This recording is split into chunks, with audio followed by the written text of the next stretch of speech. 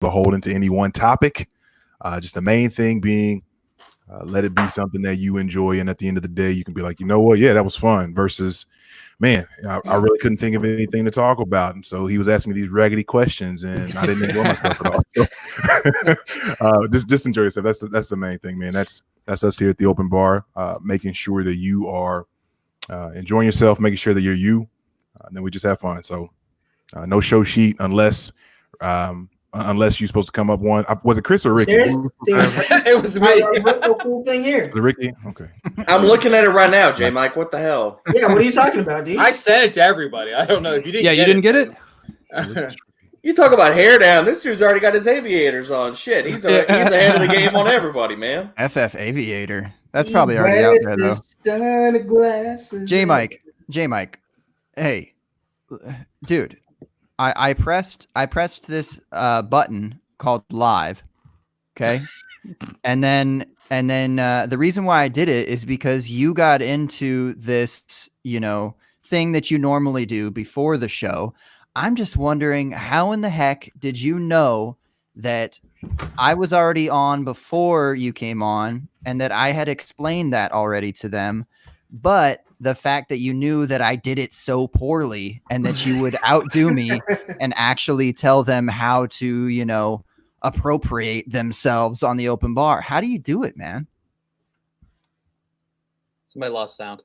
Yeah, I think that's what he was pointing at his ear when he's like, I can't hear you. Everything's just going haywire for old J Mike tonight. Well, he can listen back to that and, have a little giggle, have a little laugh. So welcome in live to the open bar, 9:30 Eastern. Extra heavy on the ish. All right. We're talking like heavy cream. Okay. I know lots of people out there are trying baking for the first time and just totally screwing it up. Yeah, I've seen all the sourdough bread kits that people are just completely obliterating, and I don't know what you even do with heavy cream. I obviously don't bake, but you could probably do something with it. Where was I going with that? Oh yeah, heavy on the ish. Boy, howdy. I don't know what else to say. Is my friend J Mike back yet? Can I pass it off to you, my friend? Are we here? Are we live? Bada bing, bada boom. I cannot hear you. No. Your mic is cut out. Big dog, big brother. I know. He gone. All right. Who'd have thunk that I could take over my own show? Right? Take that, J Mike. Feels like a moment for the green screen, Gabe. Just saying. It only works during the daytime. What monsters come out during only the day? Seems like, are there monsters that do that? Seems like there's always a correlation with monsters that come out at night, like vampires. Like they can't come out during the day. So I don't know. Is there monsters that are like? I mean, if they do, they just sparkle. That's what we've got to this point, right? Did you say they just sparkle? They just sparkle if they come out. That's what I know vampires to be anyway, right? Oh wow! Indeed. Seriously, everybody didn't get that reference? Come on now. I got the reference, but damn. J Mike, microphone. Yo, there we go. Everybody take a drink. Everybody take a drink. Yes, bro. Yo, we just did an entire intro without you. Here. There we go. J Mike, we just did an entire draft already, dude. Yeah, you're jumping in, baby. You're at 301. Who you got? Was it speed dating? Speed dating draft? Who you got? Who you got, J Mike? 301. 301. Who you got, man? What do you got? What do you got, J Mike? At this point, with the way everything is working and not working on mine, just give me Bishop Sankey and I'll log out. All right. Oh, yes. Okay. There we go. That's what I'm talking about. The draft is your favorite first round pick in the last 5 years of Dynasty that just completely Bishop tankied. All right. So 101 was J Mike. He took Bishop Sankey.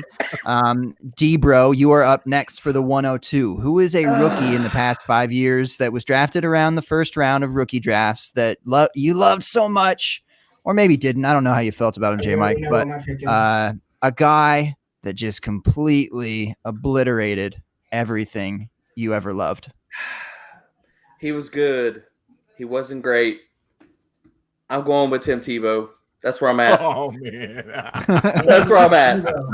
You're gonna go straight for the heart on this one. Yeah. Okay. That's what's up, man. Look, hey, look. I mean, we're assuming Superflex here, baby. Come on, like that's where I'm at. Always assuming Superflex. Okay, I like it. Who do we got next in my rotation here? I lost my screen. Who is it? Ricky. FF Aviator. Who is a rookie in the past 5 years in round one that you just so much loved and broke your heart? Put a spear right through it. We're talking to me? Oh yeah. Oh, okay. Do you see anyone else here wearing aviators? FF Aviator. Sorry, FF Aviator. I missed the draft there. Mine would easily be Johnny Manziel. Oh, nice. Good call. Hands down. Okay. He's not a defensive tackle though, so you lose. Thanks. No, for real though, I was all in on Manziel. I was one of those guys, and I can admit that I was wrong, which I'm good with. But I was all in on him. I thought he was going to be good, and yeah, the rest is history, right? He was just awful. I don't understand it either. I thought he was a better version of Tebow, and Tebow got 23 chances. Obviously, Manziel did a lot of other stupid stuff, but you got to learn a playbook, baby. Yeah, well, yeah, that's a big problem. But yeah, Manziel would be my easy one in the last couple of years. Okay. A lot of quarterbacks here. You guys are a little soft on the quarterbacks, a little sad about it. All right. Stoops, let's see if you can switch it up on us. Who's a first round guy in the past 5 years that just let you down, man? Yeah, so since I got sniped, literally, that's who I was going to go with. Oh yeah, I forgot that's your A&M boy. I'm an A&M guy, yes. Yeah, my bad. So I was definitely disappointed with that one. But no, I guess I'm going to have to keep the quarterback thing going. And he's still in the league. He's still going, but he hasn't done it. I was a big believer in Josh Rosen, personally. I know. Currently bidding on him for no reason at $1. all. $1. It's a Superflex league. It's a Superflex league. You can't have anyway. Taking the chance on him, but I was a believer. He has not. He's made me look dumb, I guess is what we're saying. So I'm sticking quarterback. I'm going Josh Rosen. All right. Eitan? Coming out of Western Michigan University. Y'all already know who it is. Oh my God. Come on. Will always be Mr. Corey Davis. Dude, we're not even there Damn. yet. One of the best collegiate receivers we've seen in some time. We really think he's dead? I mean, I got to throw that out there. Like, really? He's dead. He's dead. Y'all. Oh He's man, 25. I don't know. I don't know if I believe that. Yeah, he's dead. I mean, sometimes you just got to accept it. How old is Johnny Manziel? Dude, come on. He's like in the league. Like he's a starting wide receiver still. Is he a starting wide receiver? Yes, guys, he's a starting wide receiver. Are we sure? How long does this last? One more year, then he goes somewhere where they actually use him right. Maybe. That is so. Yeah, I mean, incredibly he did have some terrible quarterbacks. I mean, he still has a terrible quarterback throwing to him. So I mean, it is what it is. I'm sorry. I don't. Ryan Tannehill is. Oh, was that a slide? My bad. Terrible quarterback. I don't see. I'll take exception to that. I don't think Ryan Tannehill's bad. I think he was thought of as a terrible quarterback before last season. Well, that's called the Adam Gase effect. Okay, that's what that is. That's that shit. That's true. That's true. That's true. You can talk about a lot of Miami Dolphins that way. Kenyon Drake, safety on the Steelers. Adam Gase, man. I mean, I don't disagree with you, but I still think Tannehill is very average and did not deserve $100 million when Henry deserved that $100 million. That's my point. Ooh, watch him I don't play. think Henry deserved the Well, money, but not the I $100 million, mean, not $100 million. Okay, I wouldn't give Henry $100 million, but Tannehill only got I wouldn't that. give him a contract. I mean, franchise tag, baby. Like, I'm totally down with that. As bad as that is for running backs, I mean, it is what it is. Somebody needs to explain to me why Jameis Winston is not signed, because he sucks. Because he's Blake Bortles. I mean, only if you don't like touchdowns, like, or you don't like or you like- turnovers. I mean, I heard the Rams are going to bring him in, and they're going to have the triumvirate of Goff and Bortles and Winston on the same team, and then everything was just going to like blow up. I mean, yes, please. That's incredible. He's winning that. If that happens. That'd be a hell of a Hard Knocks. I feel like we're gonna have, bro. I feel like we're gonna have this A episode. three-way battle between Bortles, Bortles and Winston for backup. It's We'll have this lit. episode next year. Lit. We'll be talking about Jameis Winston like Johnny Manziel, like all the other guys. Oh man! If only we could have seen this coming. It's so weird. All right. Can we before we run too wait. far away from Corey Davis? Can we? Oh, yeah. Can we just Okay. talk? Can we talk CD value real quick, like right now? For everybody who hates him, if you have him on a team, what are you selling him for? And if you'd be up for trying to go get him, what are you willing to pay at this point? I want him. Like, what's the inflection point? I want him. I'm putting that out there in the space. I want him because I want him to go to a team where they're going to use him and use him in the slot more, because this is a guy, like, even last year, like, he didn't have a whole lot of target volume, but the dude dominated in the slot. He dominated versus zone coverage. I want him. I think that he's going to be, 26 next year? He signs a 1-year deal, or he has any kind of stretch run. I think that what you got to pay for him, because everybody hates him. I would think the It's gonna be pennies, Are we dude, talking right? ceiling Rashard Perriman though? Like that's ceiling. That's what we're talking about. He's not Bashar Perriman. Like, you're talking I about a understand he's big not the same slot. guy. I understand he's not the same guy. I'm just saying, like, a late career resurgence type of player. Like, come on, man. Yeah, but if agree. you look at the price is worth it, right? I mean, I'm not a Corey Davis guy, but I'm sure the I'm value not a Corey right now- Davis guy either, but like But the the value talent's would there, be- and they're not right. using him right. Like, I Right. would So give if you, Go ahead. if you give up late value for him, I mean, if you don't give anything away for him worth anything, you know what I mean? He's not going to garner a whole lot of trade interest. So if you can steal him from somebody and hope that he works out, but if he doesn't, you don't really lose anything. But even stealing him, like, what would y'all give up? Because I think I'm probably higher than everybody else, considering hit rates on rookie picks. What would y'all give up to get Corey Davis? Talk to me nice. It'd Talk probably be a to third. me nice. It'd probably be a third rounder. And that's where I'm I at a think third. that most That's where I'm people at. are. And I would give up a late second for the upside because of the hit rates with even second round picks. I would give up a late second because I feel like that would be an auto accept by almost every owner. And a wide receiver going into free agency, and he's 26 years old. If you find a coordinator that's going to put this dude in the slot and let him dominate, like, I'm all in for that, man. Like, the But upside even with is the there, depth of the dude. receiver position this year, though, the depth is pretty big this year. I mean, I Going think into next year as well, too. There's a lot of Yeah. depth. And what I would think is, I think we as dynasty owners put so much stock into talent and into what we perceive these guys to be, when ultimately the only thing that matters at the end of the day is how the coaches choose to use these guys. Corey Davis had that offense to himself for 2 seasons. To himself. Yes, you can argue the quarterback was bad, but I mean, No. at that point- You can't argue that. That's a fact. No, Okay. Marcus Mariota is absolute There's trash. no other Quarterback side of was it. bad. Like, Quarterback was bad. he's freaking bad. Like, But- Marcus And I Mariota love is Mariota. I'm a Mariota bad. apologist. I'm saying, but that was awful. I'm sorry. Keep going. Keep going. But still, I mean, at the end of the day, No. if you have all this volume available to you and you're given all the opportunity in the world, if you don't succeed in that situation, at least to some degree, where we can grab onto it and say, okay, well, maybe there's hope for this guy. And if you get overshadowed by a rookie that quickly, I think that bodes really poorly. it's not for just you. any ordinary rookie, though. I mean, Of course, let's of be course. real. But who is any other ordinary rookie? Like, all these guys that are coming to the league are some of the best collegiate players that we've seen in a long time. They're drafted year after year after year. It's not like the competition is going to get any easier all of a sudden. But we do have to give context to this. That was also not the coaching staff that drafted Corey Davis, correct?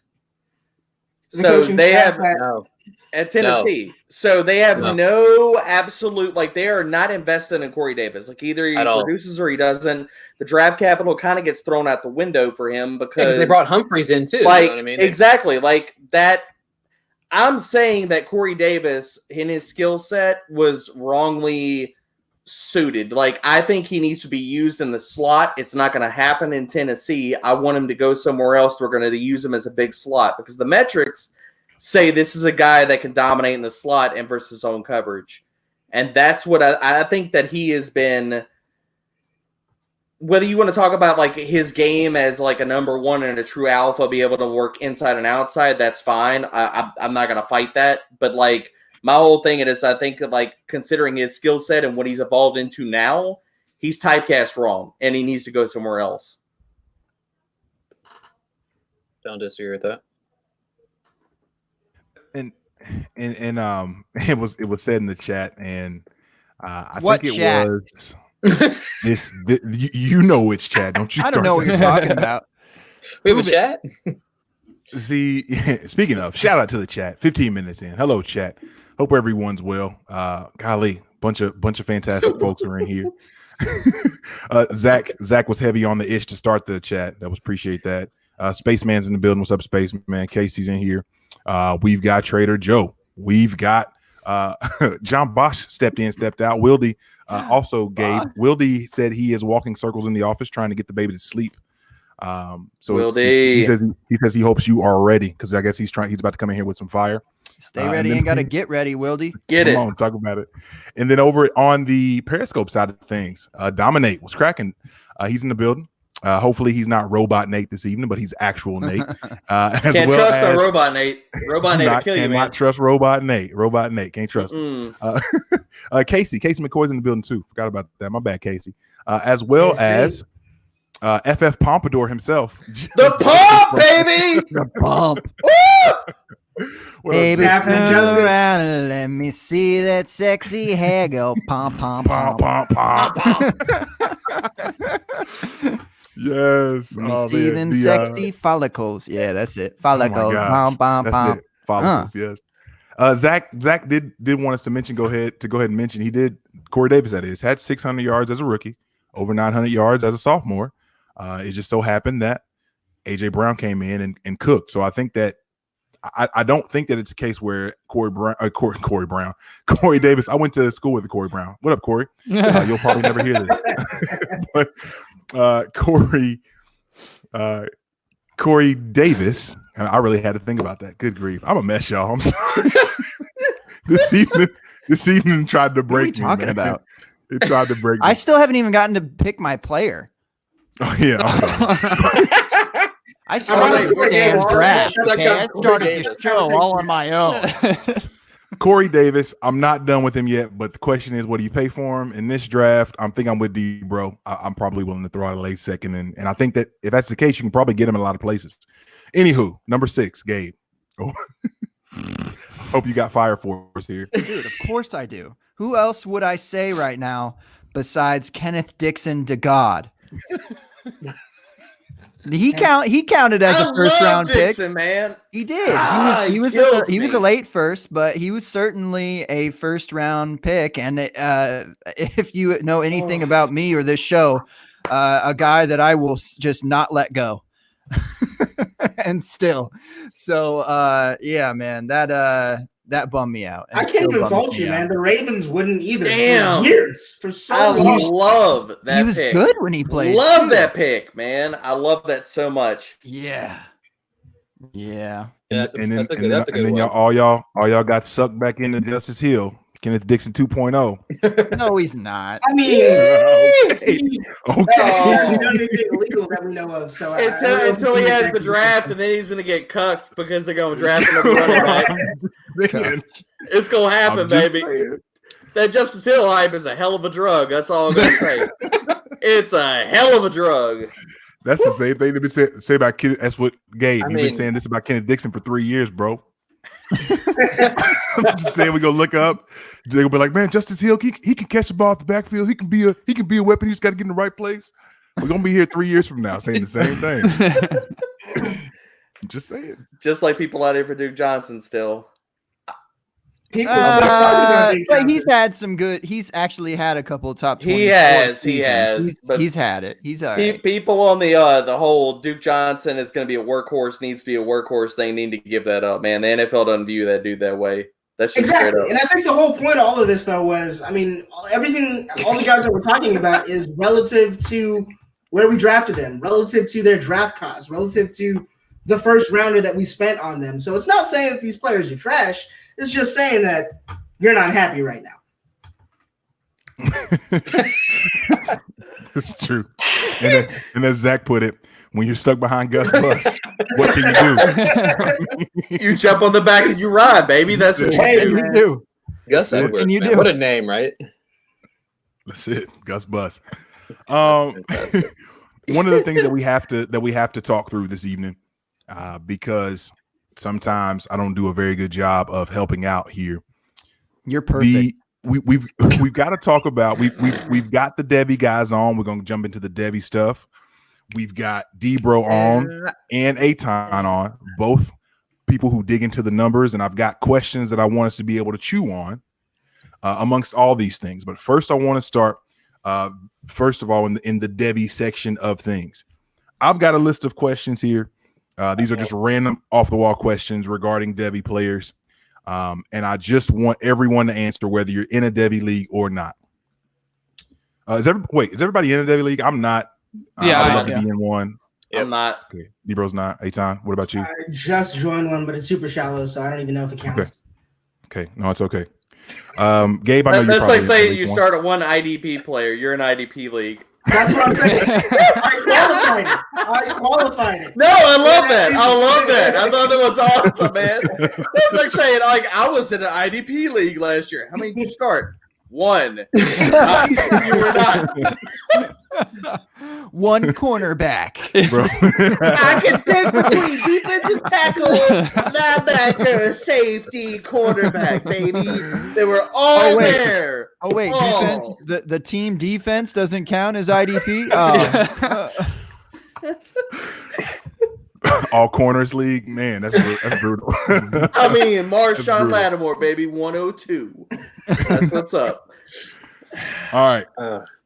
And I just basically want to go around the horn with this. So we'll go clockwise on the screen. So we'll start with D-Bro, work our way around to you, Gabe. So again, these are random off-the-wall questions regarding college players. Obviously, there's going to be two of us who probably have really insightful things to say. I don't know about you guys, but obviously think Ricky's going to be screwed here. I don't know why you bring on new people to the show and just embarrass them like that, man. Yeah, I know it's incredibly rude. It's incredibly rude. Glasses. You can't handle that man swag. Come on, seriously. Who is going to be the starting quarterback out of USC? Keaton Slovis or yes, right here. I'm ready to go. Oh wait, he's ready. Sorry. Shit, I don't know. Just pass, D-Bro. If you don't know, just pass. Pass it down. Pass it down. Slavis, Go to the Aviators. Go to the Aviators. So I don't know. So Slavis, hands down. Slavis is we actually talked about him on the podcast. He was a freshman, and going into his sophomore year, I just fully expect this team. They're loaded with talent, right? So Slavis can make the throws. If you watch this guy on film, I'm telling you, he's my third ranked. I think I had him third ranked Debbie quarterback in the next couple years. The only quarterback that I don't think that he's better than is Trevor Lawrence, and I actually think that he's going to be better than Justin Fields as well. Slavis is hands down one of my favorite quarterbacks to watch right now. The guy can make every single throw. If he makes the throws that you don't think that any quarterback really can, he'll have the ball waiting for the receiver. His footwork's pretty good. He escapes the pressure pretty solid. He reminds me, and I said this on the show, he reminds me of Joe Burrow. And he does a lot of the things that Burrow did this year well, but I think that he's going to do it for 3 seasons versus where we saw Burrow only do it for the 1. And I think the talent's around him. I truly think that this guy could win a Heisman in the next 2 years as well. I love Slavis. Love him. I love him to death. I'm all in. Stoops, what you got? Yeah, no, it's Slavis for me. Everything he just said, and the fact that he came in as a freshman and was able to do what he did. I mean, he threw for 30 touchdowns and only 9 interceptions. So as a freshman, you look at some other guys around the college landscape when they come in as true freshmen, especially in conferences that do have a little bit stiffer defenses. They tend to throw a higher interception count. So for me to come in, essentially, he wasn't even. I mean, JT Daniels was the starter. So basically, for them to come in, or for Slavis to come in after that injury to Daniels and then do what he did, I mean, it's just unbelievable. The talent, like you said, Amon-Ra St. Brown. I mean, he's got Tyler Vaughns, he's got Drake London. I mean, you name it, the talent's there. And I think Slavis, he takes that job easily. I don't think there's going to be a competition. Obviously, they're always going to say that, but I don't see it as a competition. Slavis is going to be the guy for sure. All right, there you have it. So, Eitan, unless you have something you want to add to this, I have a question for you now. Are you ready? Nah, my mama said you don't have anything to say, so there you go. Eitan's like me, like he's just like, I got nothing, baby. I got nothing. Talk to me when these guys about to get drafted, then we'll talk. Yeah. Go ahead, Gabe, since you want to say something that's not Slav so bad right now. Yeah, I got nothing. I was just flexing. I was just trying to get some attention. All right, you caught me. I was hoping I could get away with that. All I wanted to say about Devi real quick though, I started looking at the ADP for it, or the latest ADP or whatever. There's a lot of guys that, and I don't know Devi like really at all. I'm not in a Devi league, so I'm super novice, but it kind of surprises me how many players that I know on this list. And, that's partly to the fact that some of these guys just didn't declare, unfortunately. But it's going to be deep next year too. That's great. Love it. Yeah, I already said that. I think the receiving class, and actually I think the quarterback, wide receiver, and running back class and tight end class are all better next year. I really do. I think they're all stacked deep. Running back, obviously, the 3 top guys that all return with Chuba, Etienne, and Harris all coming back. That already enhanced the running back class for next year already. So, okay, dude, I want all the Etienne, all of it. Me too, absolutely. Man. Oh my god, every damn bit of it. I want all of it, baby. This is a pro ETN podcast, so dude, somebody threw it out there. Like if Reggie Bush would have been, I forget who it was on Twitter the other day, threw it out on there. It was like if Reggie Bush was in today's NFL, even just in the last few years, like he would be the GOAT right now. And I'm like, somewhere Travis Etienne is smiling and grinning his ass off. Like I love Travis Etienne going into next year. Like he is going to absolutely eviscerate the NFL, and it's going to be freaking beautiful. And I'm so glad you brought that up because that brings me to my very next question. And I've got a couple more, Gabe. Don't hate me. Next question. I love you. The best college football player that you've ever seen in college is. I mean, you legitimately like watch games, not like highlight packages of like Bo Jackson as a kid. Like those are fun things; they're fun to look at. But we didn't watch those, right? We're not that old. What a best college player that you've ever seen? I'll start this off real quick, and it was exactly who you said. Being able to watch Reggie Bush at USC was absolutely stupid. And that guy, I was absolutely convinced that he'd be amazing in the pros. And obviously, he had nice moments, but didn't have the career that we had hoped for. But what do you all think? Best college player that you've ever seen? This time we'll start with you, Ricky. Debro, you'll go last. Sorry.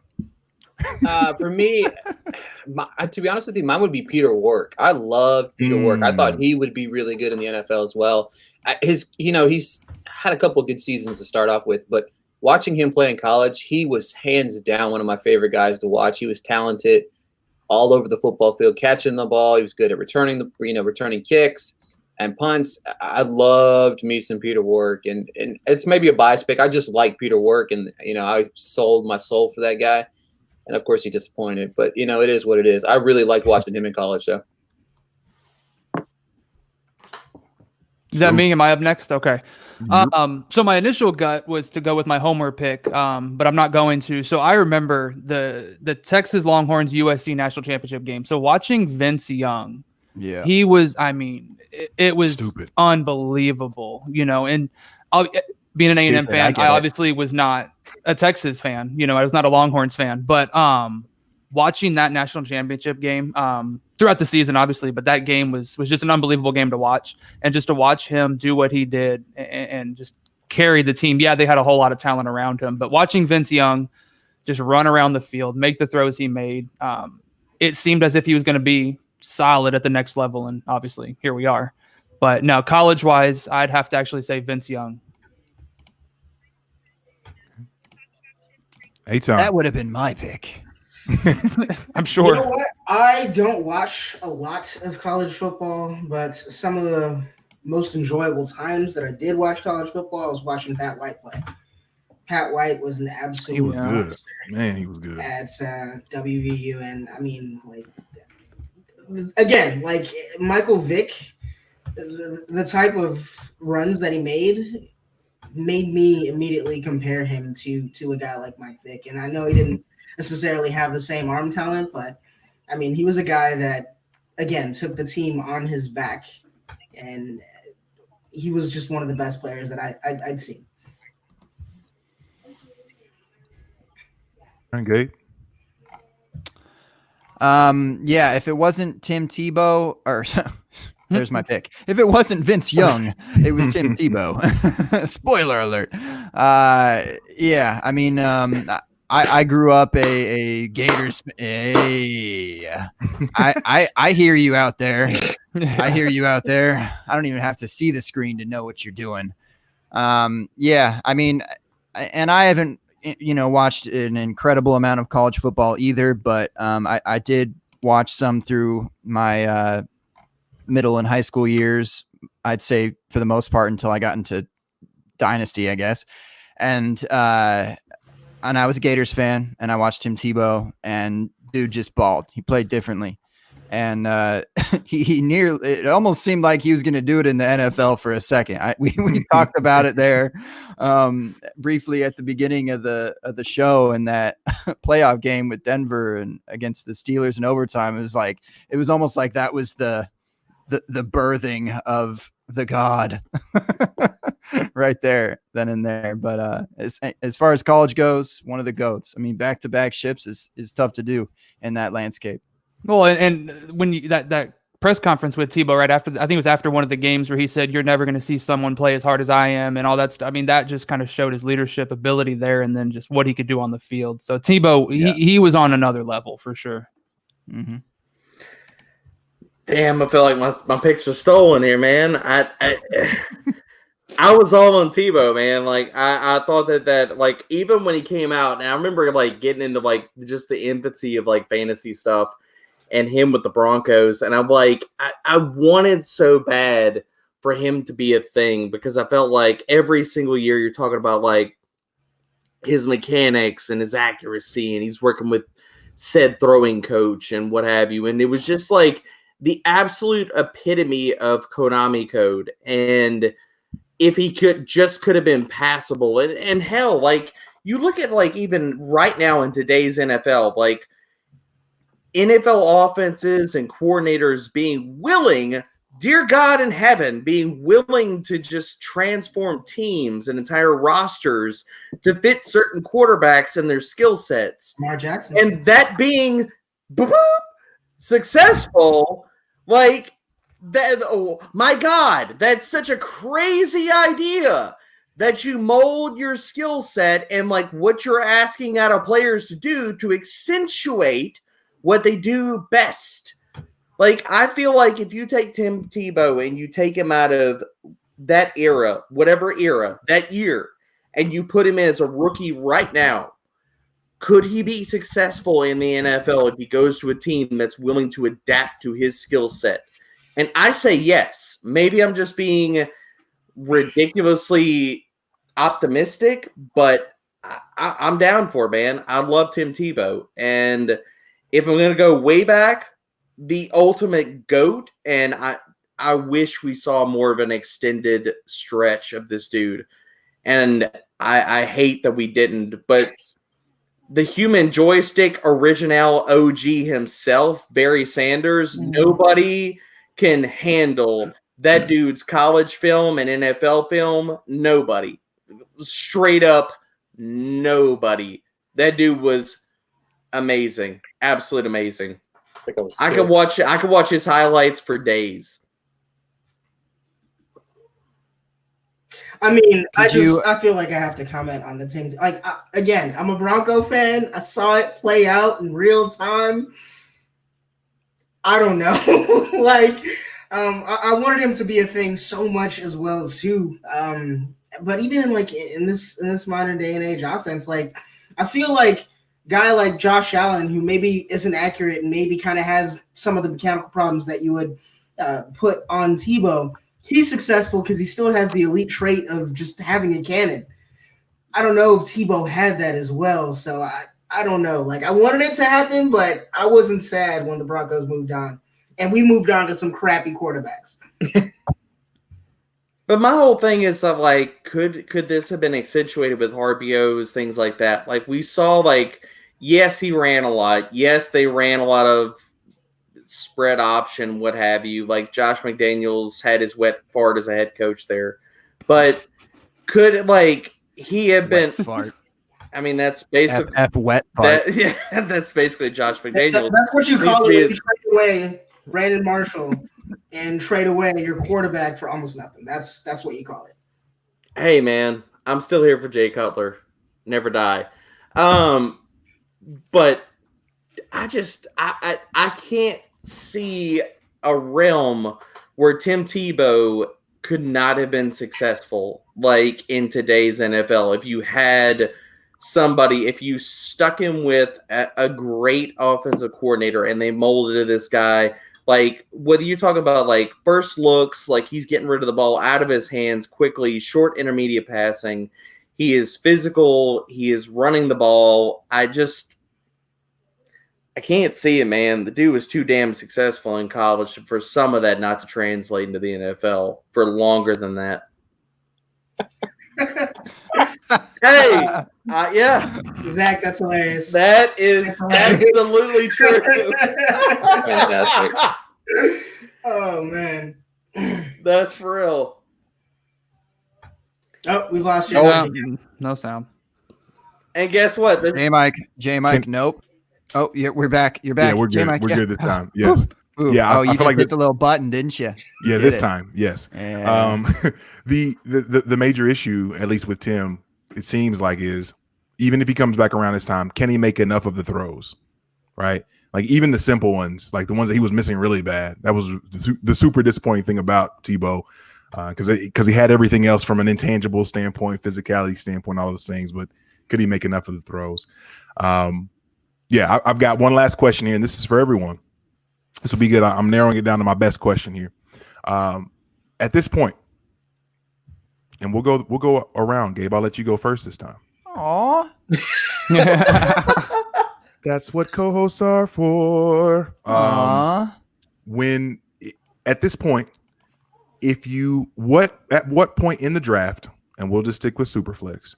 At what point in the draft are you okay trading your pick for a 2021 first? Wait. Yes. In a rookie draft? Yes. Oh, okay. All right. Sorry. By the way, Winnow, are we like officially or unofficially like a super flex? Like we kind of have established ourselves as a dynasty podcast for a while now, and we, kind of talk the redraft when the season comes around, and it seems like the people that we keep having on keep kind of super flexing on us, and they act like they're hot shit, and like it is the shit in all of fantasy football. So I mean, are we jumping on that wagon, or are we? I just want to know. I'm just wondering like what our brand is. Gabe, I feel like you're driving the wagon, baby. You just don't know it. You asleep at the wheel. Daddy. Yeah, yeah, that's for sure. It feels like it's one of those just real grimy dudes in high school. Like, do we have to put a label on our relationship? Like, do we have to? Yeah. Do we have to call it really? Do we have to say that we're guys? That is so slimy. We don't have to. I mean, we just have fun. We're just living life, right? Oh no. Oh Great no. reference. Is that what the kids say? Is that What the kids say? Oh man. Oh, her? No. No. we're just I friends. wouldn't. We're I just would never. We're just texting. All what right. you say? She's just okay. I'm done. Sorry. Oh baby. All right. So Superflex, when would I trade it for a 2021 first? Whew. Yes. Oh, that's gonna be tough. As we say, this is the draft of all drafts, right? This is the one. I know. This is the But creme de la creme. I know. I might have to eat my own wet farts here though, because I was just talking about how I don't know anything about Devi, and that the draft next year looks kind of fruitful as well. But you don't know anything about your 2021 first. That's the thing.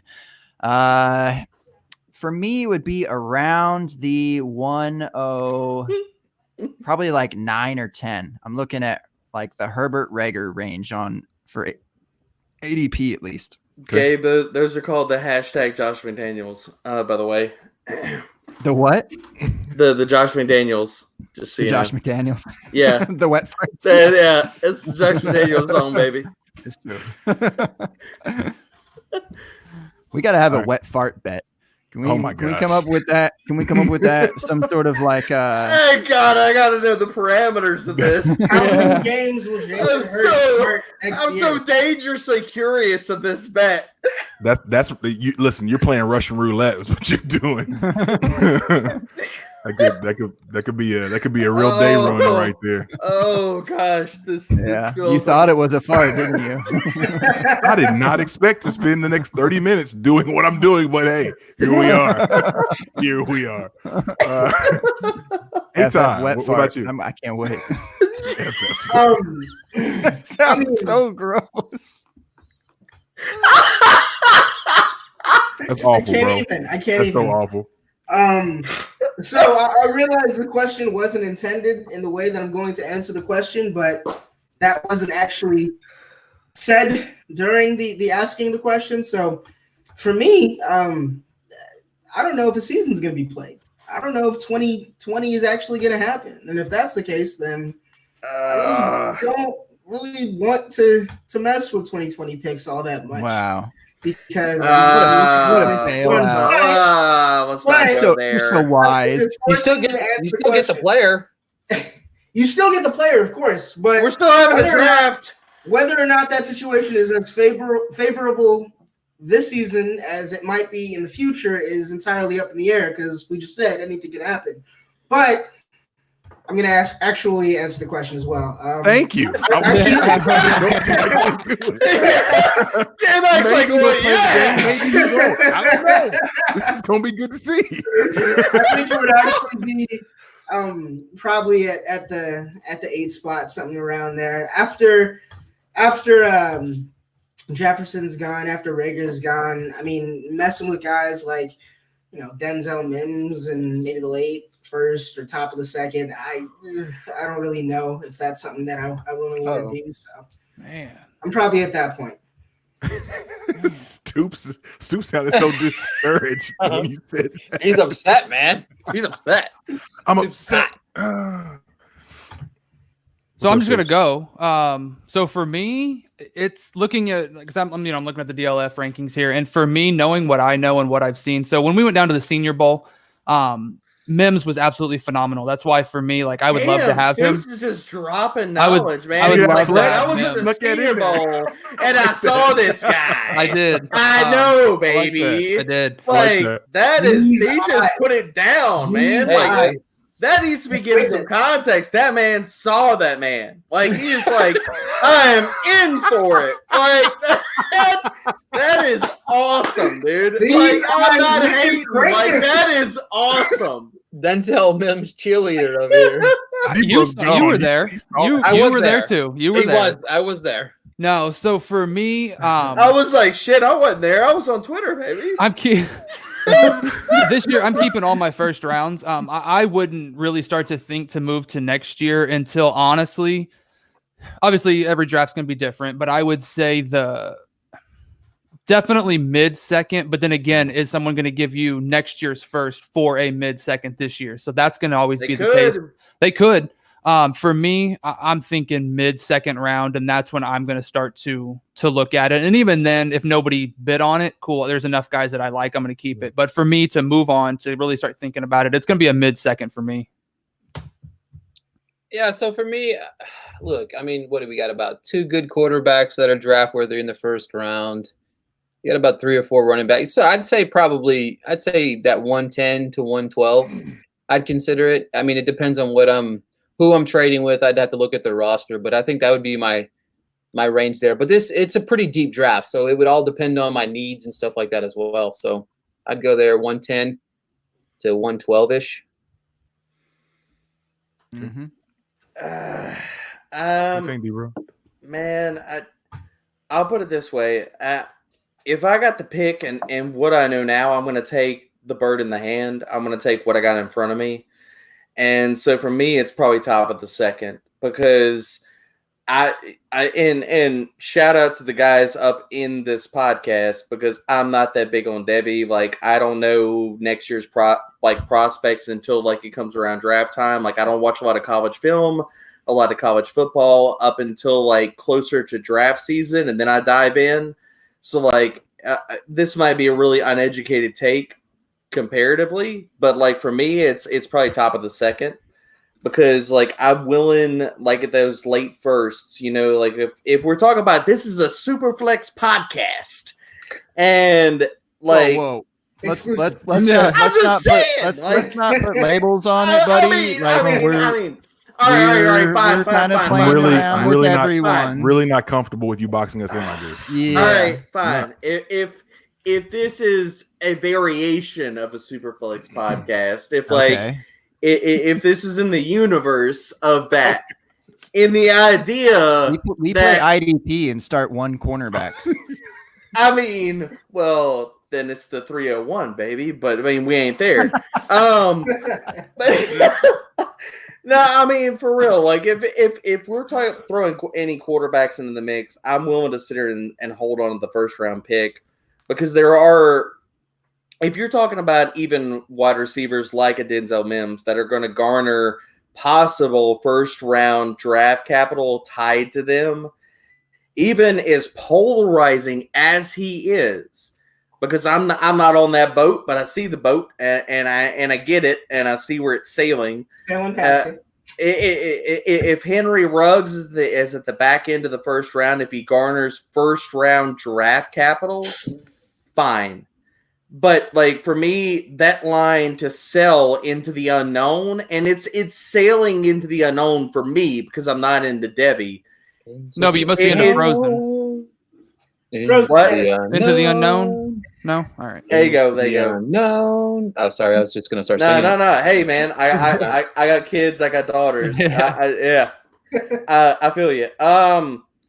It's top of the second. Now, whether that's 201 or 202, but I'm not selling a first-round pick for next year's first-round pick. I mean, honestly, like I'm probably selling all my picks for proven talent, but, you know, that's a different conversation. No, that's definitely where we agree. Yeah, and Stoops, I think I'm with you, man. I think there are a lot of guys in this draft that I'm pretty excited about. Now, the question becomes, or the hope is, that it's not a case where the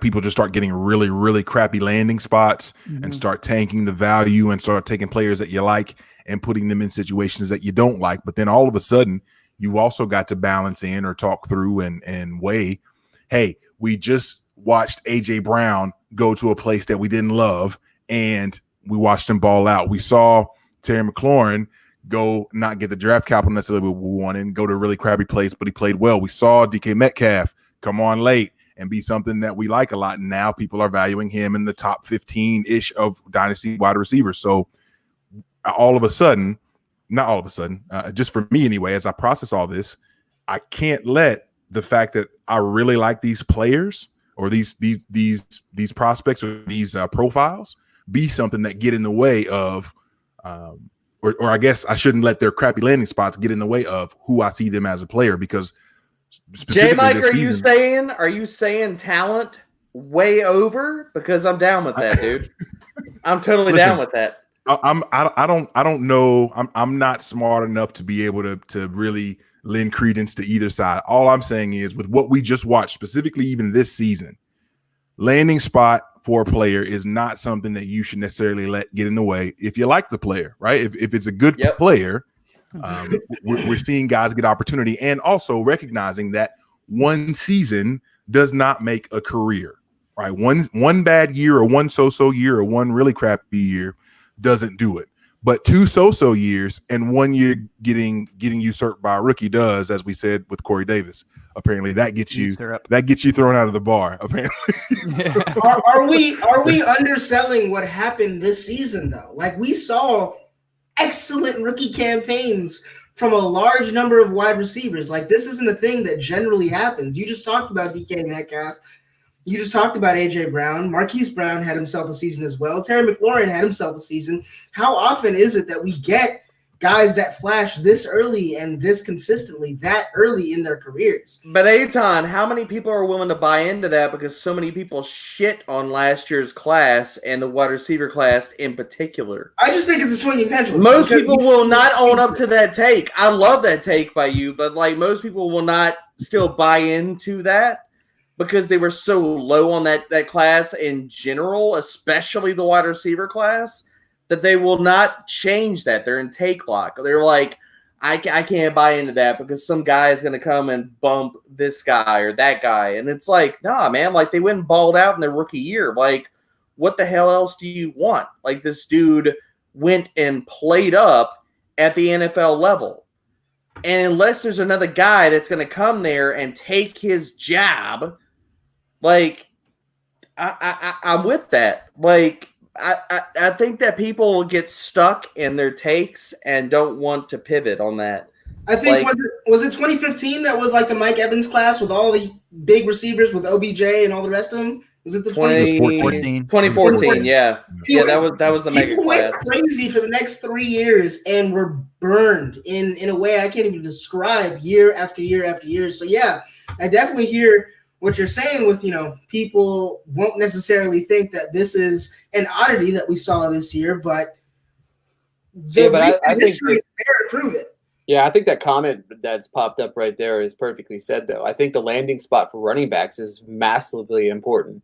Receivers might not be, but if a running back lands to a dual, let's just say a wide receiver a running back goes to Kansas City, you know what I mean? His value is not going to be as high as it would have been, say he goes to Miami, you know what I mean? Like, it's just, for receivers, it's kind of whatever, you know what I mean? There's guys that are going to break out. I think whether you're in the first round or you can be all the way in the 5th, 6th round, you're going to break out. But for running backs, if you get a bad landing spot, then the talent there really doesn't do anything for me. I think to Zach's point, I'm more on the draft capital tied to running backs than I am even the landing spot. The draft capital shows me more what a team is willing to sit there and put into a running back, and I think that buys him more early opportunity than even the landing spot itself. I mean, how many late round running backs do you see that pop off versus like 3rd round or higher running backs, or even 4th round? Because like, if you're not drafted in the 4th round, you're probably dead. Like, that's running back wise, unless you that's a fact. Like, and it's not even so much landing spot, but we're talking about draft capital. Yeah. And so it's basically like, if you're not drafted in the first 4 rounds, you might as well just be like, bye, baby, you done, or you're an outlier. Like, that's what's straight up. There's a lot of evidence to that idea as well, because I mean, you want a running back on a first contract. You want a running back before the age of 24, 25 years old. The NFL does. That's when they produce the most of their fantasy points. With a wide receiver, they actually don't produce their best seasons until 26, 27 years old. So they have a lot more time to put in the work to gain that spot, be a good player on special teams, eventually be there 2 years after the fact when the star receiver that was there initially maybe is no longer what he was. Running backs don't have that same amount of time to be able to actually carve out a position for themselves. So I think that's why there's such a difference in wanting your running backs to produce early. And that's why what Debro was saying with that draft capital is showing you the investment of the team that early. I think that's why it's so important. Yeah, hell no. Aton's talking about peaking on wide receivers at 26, 27. Shit, that's a time where like running backs are like discarded and they're not getting second jobs. I mean, just look at this year. Like Devontae Freeman. Yeah, Devontae Freeman's gone. Like Melvin Gordon, thank God, got a second contract. I think that he's going to be undervalued, but I mean, we could talk about that. But like a second contract of sorts. Dude, I like Melvin Gordon. Probably, I'm higher on that dude for the next 2 years than most. But like most running backs, they get that second contract. They get to 26, and you dust, baby. Like you either got run into the ground in your first few years in the league, or you're not getting that second contract, or you're getting a second contract, and it's to the level where you could be usurped. I.e., Jordan Howard, and where it's a fake contract. It's a 1 year with nothing after that, and they're going to draft some dude in the top 3 rounds, and you're cucked, baby. You're gone. And even in the midst of that, and another thing that I want to be able to ask you guys, because I've heard a lot this season where we talk about specifically, hey, if this guy doesn't do it in the first year or first 2 years because he's an older prospect, then I'm out. That's a lot of what I hear specifically. If we're looking back in the Debbie ranks with the guy like Najee Harris, I think that by the time he's drafted next year, I think he's going to be 23, something like that. So, and correct me if I'm wrong if that's the case, but is it really so much about the age of these guys versus the fact that specifically with running backs, like we're not really thinking much of them after the first contract in the first place? So does 23 matter versus 21? Or even in the case of a wide receiver, obviously with breakout age, I think that a lot of people have done really good work on breakout age, dominator rating, things of that nature, things that lend credence to giving indicators, as they're called, to success. Where does the age affect if we're already looking at 4 years anyway? If you're 23 and you're going to be 27 by the time you're on your second contract, doesn't matter. If you're 21, obviously we like that a lot. If you're coming out younger, like I think Rojo's still going to be bigger than Najee Harris when he comes in next year. Oh, you just had to slide that in, didn't you? I can't You just had to slide that in. He brought up Rojo. Man, Oh, my man, that's my man. To listen, to not be a USC fan, I've got a lot of players from USC that I'm a big fan of. I'm just saying. I'm just saying.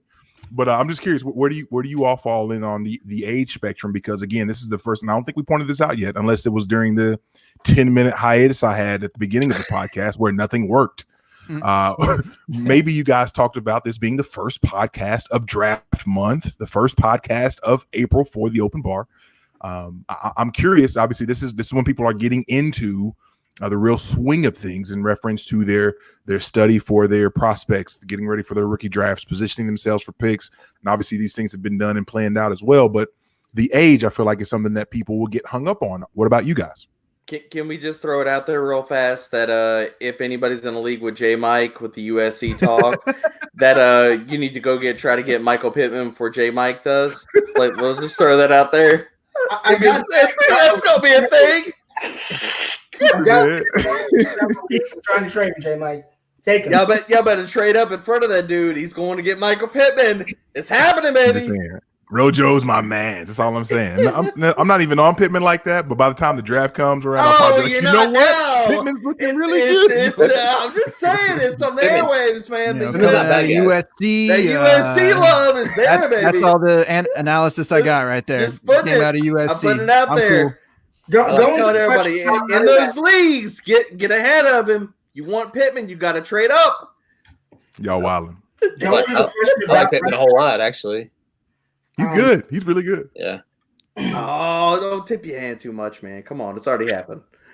Listen, with this class, if anybody has spent any time hearing me on this podcast specifically, everyone already knows where my flags are firmly planted in this class. There's one Justin Jefferson and one Denzel Mims, and those are my what do you call them? The cornerstones. Those are my keystones. In as long as it's not Henry Ruggs, you can say whatever you want, man. That's not my. It's not. There you go. I appreciate that, Ricky. Thank you, man. Thank you for letting me be me, man. You're welcome, man. So getting back to J Mike's original question, man, like I think it all comes down to draft capital and like with that age, like on these rookie deals, and I was in a recent startup and I felt myself wandering, and I was in a very much a tough decision. And this might not be a tough decision for other people, but I had these two running backs in the same tier, and I'm tying a lot of similar draft capital, like the upside for one versus what I'm hearing the buzz versus another. And the age is a thing, like J Mike is talking about. Like if a guy enters the league at age 23-ish, like does that matter versus a running back going into the league at age 21? If we're talking about like second contracts are not really like a thing, like like are they going to get them? That can't be assumed because you're talking about proven production over that realm of 4 to 5 years. And like, does that happen in being into buying into him in a second contract period? I was faced because I have these two guys in the same tier. I put it as a sizable quandary, but Keyshawn Vaughn versus Darrington Evans, and that's where I was at because both of these guys could be round 3, round 4 guys in the upcoming NFL draft. I went Darrington Evans because of the athletic profile, because he's 2 years younger, and because he's getting the juice right now in draft circles. But I'm curious about this whole conversation that J Mike has posed because I leaned on youth. I leaned on supposed draft capital. I leaned on like the upside versus the floor on draft capital. Like I don't see Evans as being a guy that's going to leave possibly the 4th round and not be selected. Whereas Keyshawn Vaughn, that's a guy that I'm looking at like he could go anywhere from the 3rd to the 5th round. Hell, even later, considering his age and considering his production. But I'm curious where everybody else stands because I was torn on that pick in a recent startup. I love Keyshawn Vaughn. I think he's got a lot of talent. I think that he was. I love him too. I think he was the sole bright spot in that terrible, terrible offense, and what he was able to do in that offense with that quarterback play. They didn't have anything. I mean, he was a superstar. And when we spoke to him a little bit, he even talked about how he went back for his senior year to literally catch the ball. You know what I mean? He said he spent time outside, just literally in front of the jug machine, catching balls, because he knew he needed to add that status. I mean, these guys have to be able to catch balls, right? But to answer the question, for me, it's like I look at the age and then I look at the number of touches, right? So if you look at a guy per se like Jonathan Taylor right now, he's only going to be 21 in this draft, but you're looking at almost 1,000 touches already, okay, in his career. Now, obviously, no injuries to note, right this second. So, I mean, I look at a guy at 21 years old with 1,000 touches. Let's just say he comes to a bell cow. You got 3 years. You're right. It comes to age factors in that first contract. For me, I don't think it has anything to do with him being 21 or 23. I'm just looking at that first 3-year window of what I can get out of him. And that's what I'm looking at. And I do look at the wear and tear on some of these running backs because if you take 1,000 touches into the NFL version, that's a little bit of a different wear and tear on you than it is going through it in the college days. So I don't think age plays a difference for me, especially at the running back position. I mean, obviously, if he's like 25, you know what I mean? But even then, you want to look at touches, then you want to look at his age, and then you want to say, hey, look, I need 3 years out of this guy is really what you need out of somebody in the first round. So draft capital is the same where you lean. I'm probably gonna because that's the tear for me. Like with some of these guys, it's like there's so many different factors that we're weighing. It's like you're talking about touch volume, we're talking about age, we're talking about draft capital, and it's like all 3 of these different factors. Versus if you even want to throw in like injury history as a 4th. Yeah. Because I think injury history is definitely in play for any and all prospects because that doesn't change when you go to a level of bigger, faster humans. So, I mean, considering your play style, i.e. RIP Zach Moss.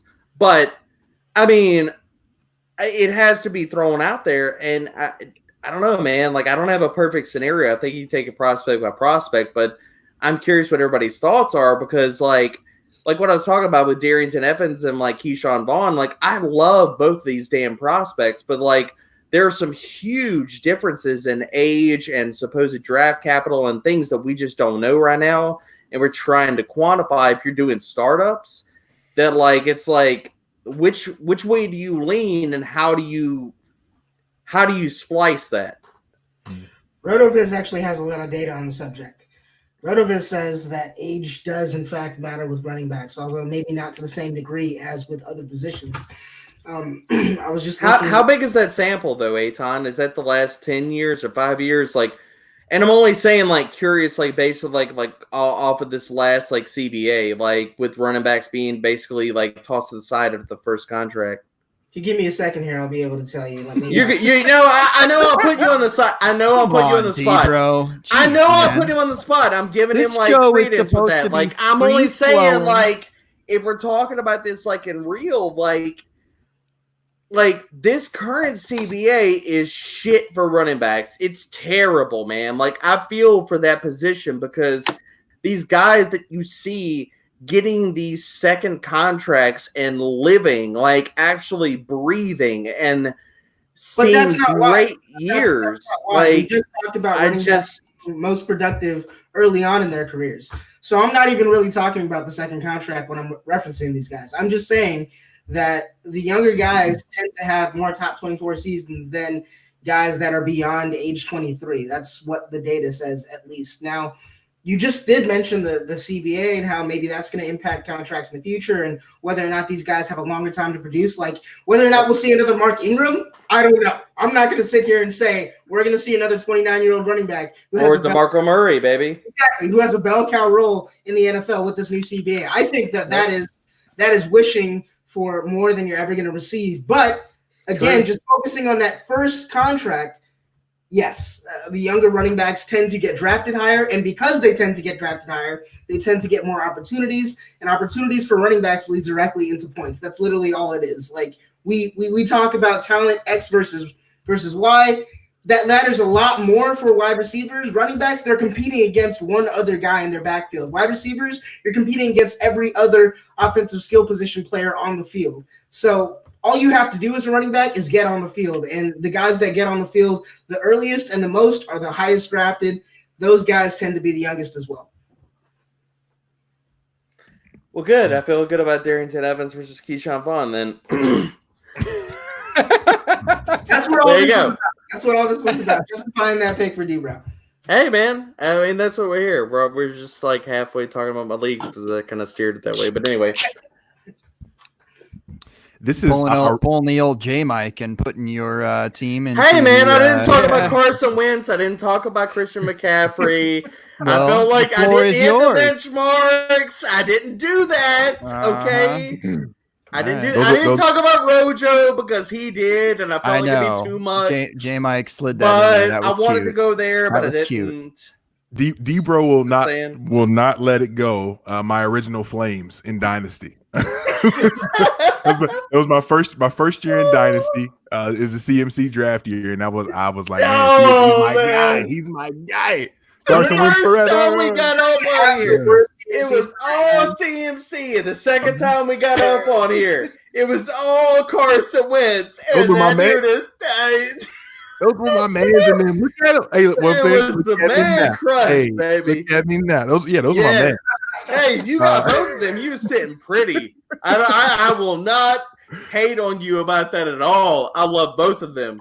Big fan of those guys. I can't McCaffrey without just feeling pain, just hurting my chest. It's like that. That's deep. I don't know if y'all remember, but the first time I came on this podcast, y'all asked me what my worst trade was, and it involved CMC, and I just I can't let it go. What did you give up CMC for, Eitan? I gotta know now. It wasn't CMC at the time. It was the 104 in the draft. And CMC went there. CMC went there in my league, and I'm going to give you clues. So he played for the Philadelphia Eagles. He was the big Philadelphia Eagles wide receiver. No, baby. The world. He, at that moment in time, had 1,100 yards, and I think he had 4 or 5 touchdowns on the season when I actually made the trade. And I don't think he's had 300 yards in a season since. Deshaun Jackson? What am I talking about? No, not Deshaun Jackson. Deshaun Jackson's been better than that. Jeremy Maclin? Getting Nelson closer. Aguilar. Getting closer. Old school. Well, I mean, not really old school, but 5 years ago, Philadelphia Eagles. Huh. Jumpman. No? Jumpman. I don't know. Michael Jordan. Matthews. Did he play football too? Jordan Matthews. Jordan Matthews for the 104. It's hurt so much. I'm sorry. Man. That's why I have to drink right God, I love some Jordan Matthews too. Mm. Oh, now. baby. Yeah, that probably cuts deep. That cuts deep. I was all about some Jordan Matthews too. Yep. I was on that track. It led me straight to hell. Is That's that how you feel. is that the Henry Ruggs train right now? Is that the strain? Ugh. I mean, is that what's going straight to hell? Are we Yes. talk about that? Yes. It Are is we going straight to to talk hell. about that? He's Let's being mocked do to it. the Broncos right now. All right, FFA, take that podium, baby. That's all. Henry Ruggs is awful. I wouldn't draft him with the look. If I was a GM, the first round, no thanks. Where he's being drafted is absurd. He's not a top 5 wide receiver in this class. He might be a top 10 wide receiver in this class. I'd have to relook at my rankings. I think I put him like 9th, maybe. John Ross says, "Check yourself, baby." So, John, that's Exactly. the 6 games out of John Ross. That'll win you. a league. Just saying, baby. Speed kills. So Where all it you're is, saying if you kill is Henry yourself. Ruggs to catch a touchdown on every reception from now until the end of time to be proven any amount of good like John Ross did. I mean, hey, 15 receptions, 12 touchdowns. That's good math, right? Come on. Henry Ruggs was the 3rd best receiver on his own team this year. So, I mean, but let's talk about him being a top 15 pick in the draft, though. Come on, guys. That's I my hope biggest the thing, though. Is Broncos just I hope it's the the Broncos go cost. see.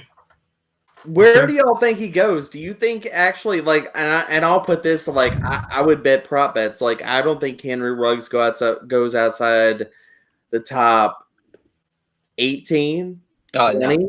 No, He's not leaving that. Like, that's just he goes top straight up. 15. Yeah, he's going to go top 15. Yeah. Like, For no reason. Sounds like a what wet is- fart bet to me. I mean, hey, man. It depends on how much I Taco just Bell wish you have Al that game. Davis still lived so that the Raiders could Al just Davis would draft draft him him 101. I mean, and you would have drafted him way earlier than I'd have to worry about him as a Bronco fan. So I wish that was. I will have none of him. What are the Broncos at 15, Aton? there you go. They Broncos might are take him. 13. I really there you hope go. that doesn't happen. I hope There you go. I mean, so I don't see him making past the Broncos. I think they're at 15. Or they're somewhere in that top 20. Please take CD. If I'm wrong. if you're listening. Man, I think he goes if he before CD. drops, man. I think he goes before CD does. Oh yeah, he will. He absolutely will. And I think it's he's the second receiver off the board. The Jets fall in that landmine? I think he's the second receiver off the board. Who's that? Ruggs? Ruggs. Oh, yeah. Okay. To who? Who's going to be the first then? Judy will be number one. Judy. Judy's the best Judy's receiver in this class, but the favorite right now. I don't. Judy and Lamb are 1-2. It just depends on where you side. Like, Oh, don't tell team Ricky that. Don't tell Ricky that. I think Judy's 1 through 5, but that's beside the point. When Wait, you what? can have Lamb at 6. I don't think Judy's where? I don't think it's as close as 1A, 1B as everybody says it is. I think Yeah, he's got is- Judy like way ahead of everyone. Way ahead of everyone. Lamb is 2, don't get me wrong, but I just think that it would go Judy, then Lamb. But that's it. No. Sorry, bro. We disagree. No. I mean, I'll answer you in one word. I will tell you no. Like that's all I got for you, aviators. Like that. Is there can we kind of force ourselves to, so the field bet for the first wide receiver off the board is plus 2,000 on the money. So, not likely to happen. I suppose there's a chance, but not so much. 20-1 or so. Let's force ourselves to pick a wide receiver that goes first off the board. If it's not Judy, CeeDee Lamb, or Ruggs, who is your wide receiver that can somehow come off the board first? Oof. If it's not those three, Mims. Yep, It's Mims. For me, it would have to be Jefferson. And you don't have to think of this in a fantasy landscape of, because Jefferson to me is a good pick, in terms of how the NFL works and looking at, the national championship recency bias of who's been kind of playing the most recently, has the hype, blah, blah, blah, whatever. I think it'd be Higgins or Jefferson. And had a good combine and what we could see. We couldn't have any pro days, etc. But I think he crushed the combine. Okay. I think it's Mims. And Jefferson, Mims. He's an outside wide receiver. I think it's Mims. But yeah, I can see Jefferson too. But every mock that we have, I feel like every mock known to man has those three guys going as the first guys. Yeah. Like one of those three. And it's right, and it's always in that 11, 12, 13 range. Was it like Raiders, Jets, 49ers? Yep. Yeah. God, I want Lamb to the 49ers so damn bad.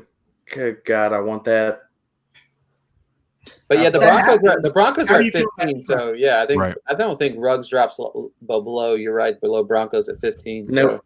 He's not going to. Don't you put that evil on me, Mickey Bobby. Don't do it's it. Just I just truly feel that way. If he drops, Rager, Higgins, those guys don't have a shot of going off first. I don't think they have a shot. I think Higgins would be a possibility, but not above those three guys. If Rager would have ran in the 4.3s at the combine, he'd have a chance. I don't think that he has a chance now, considering the 40 time, because the NFL and the cone. Well, they care about that shit, but Rager is still a baller. He's still a damn baller, man. Rager is going to be a value for NFL teams and draft dynasty players, Devy players, everything. Rager's a damn baller, man. Let's just throw that out there. I feel like the conversation we're having about Rager right now is the conversation we had about Anthony Miller a couple of seasons ago. Anthony Miller's a baller. You need to go out and buy him. Yeah, and the thing with Rager is just a lot of people, like you said with Jefferson, right? We just saw it. It was in the championship game. It's more recent with Rager. When you go look at his most recent season, it wasn't a great season, but you got to look deeper into it. The quarterback play. Yeah, exactly. It was they start one quarterback one week, go to a different one, and then they play both in the same game. So you can never build that chemistry. But I think Rager, from an NFL draft standpoint, I think he's going to be, like you said, he's going to be a steal wherever he goes. A true one. Yeah. He is a true number one wide receiver. I'm going to throw that out there. This dude can be a one in an offense. He can win. People want to talk about drops and all that kind of shit. You look at ball placement and stuff like that. These quarterbacks were terrible.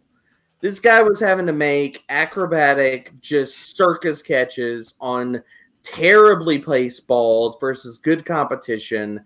Whenever he was given the target volume, which, dear God, I'm in the DFW area and I have no idea what the hell TCU was doing considering their passing offense. How you do not feature this guy and get him into space and feed him targets considering the rest of your damn team and your quarterbacks as far as easy completions is beyond me. I do not understand that at all. So Rager is being slept on. He should be in that conversation for the top three wide receivers easily in this draft class. I agree. And like I said, it's just when you go look at the most recent season, people are going to just be a little bit more down on him. But when you go look back, I think it was his sophomore season. I mean, the dude just balled out. He was just unbelievable. Go watch him versus Ohio State. Go watch him versus West Virginia. That's the only two damn games in 2018 that actually matter. Versus really top competition. 2019, do not watch any of that tape because it's absolute trash. You're Jordan Love. Don't watch the 2019 tape. Just watch the 2018 tape. Pretty much. Hey, man. By the way, while we're at it, fuck Jordan Love too. So there we go. Dang, tell us how you really feel, Ricky. You're gonna have to elaborate on that one. I want to hear that. Good. I gotta hear this.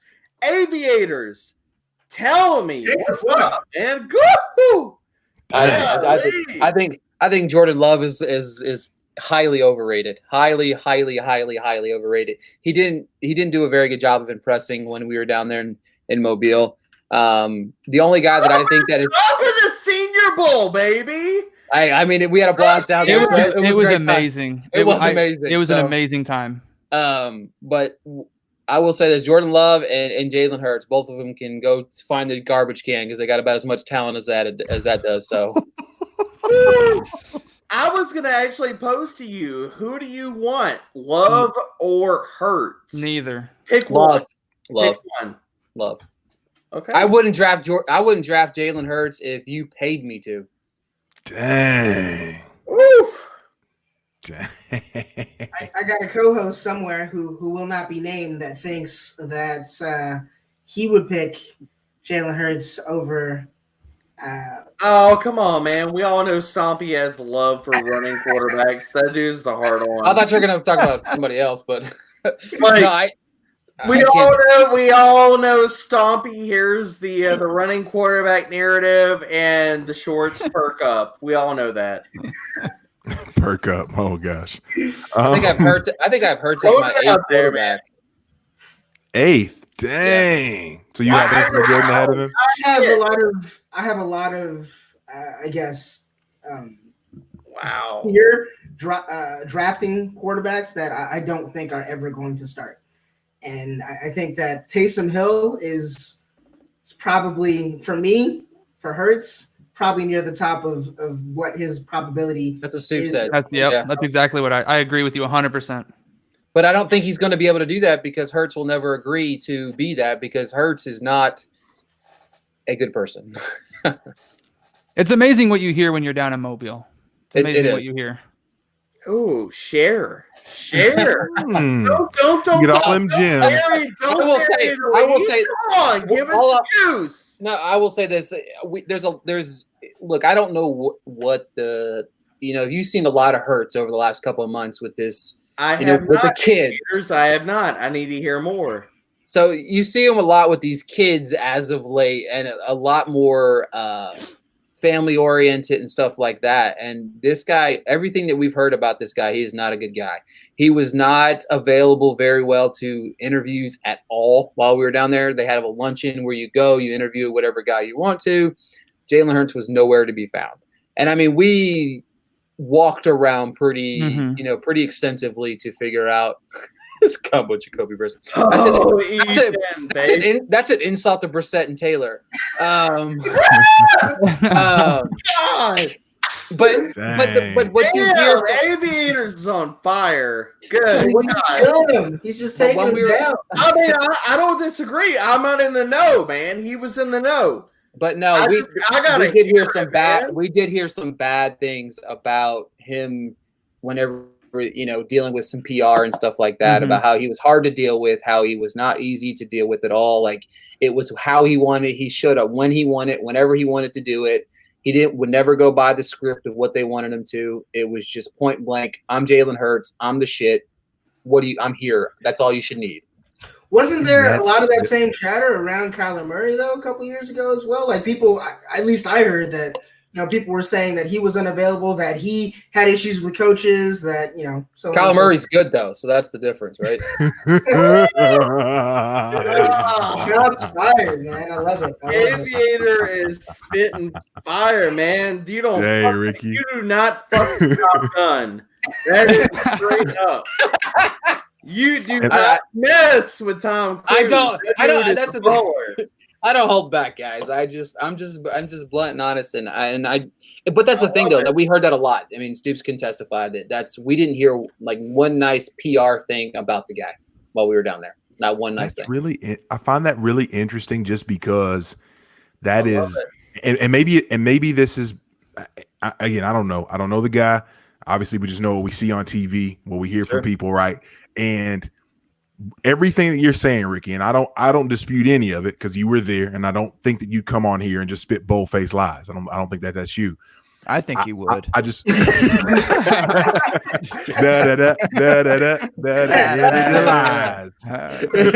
Delies, yeah.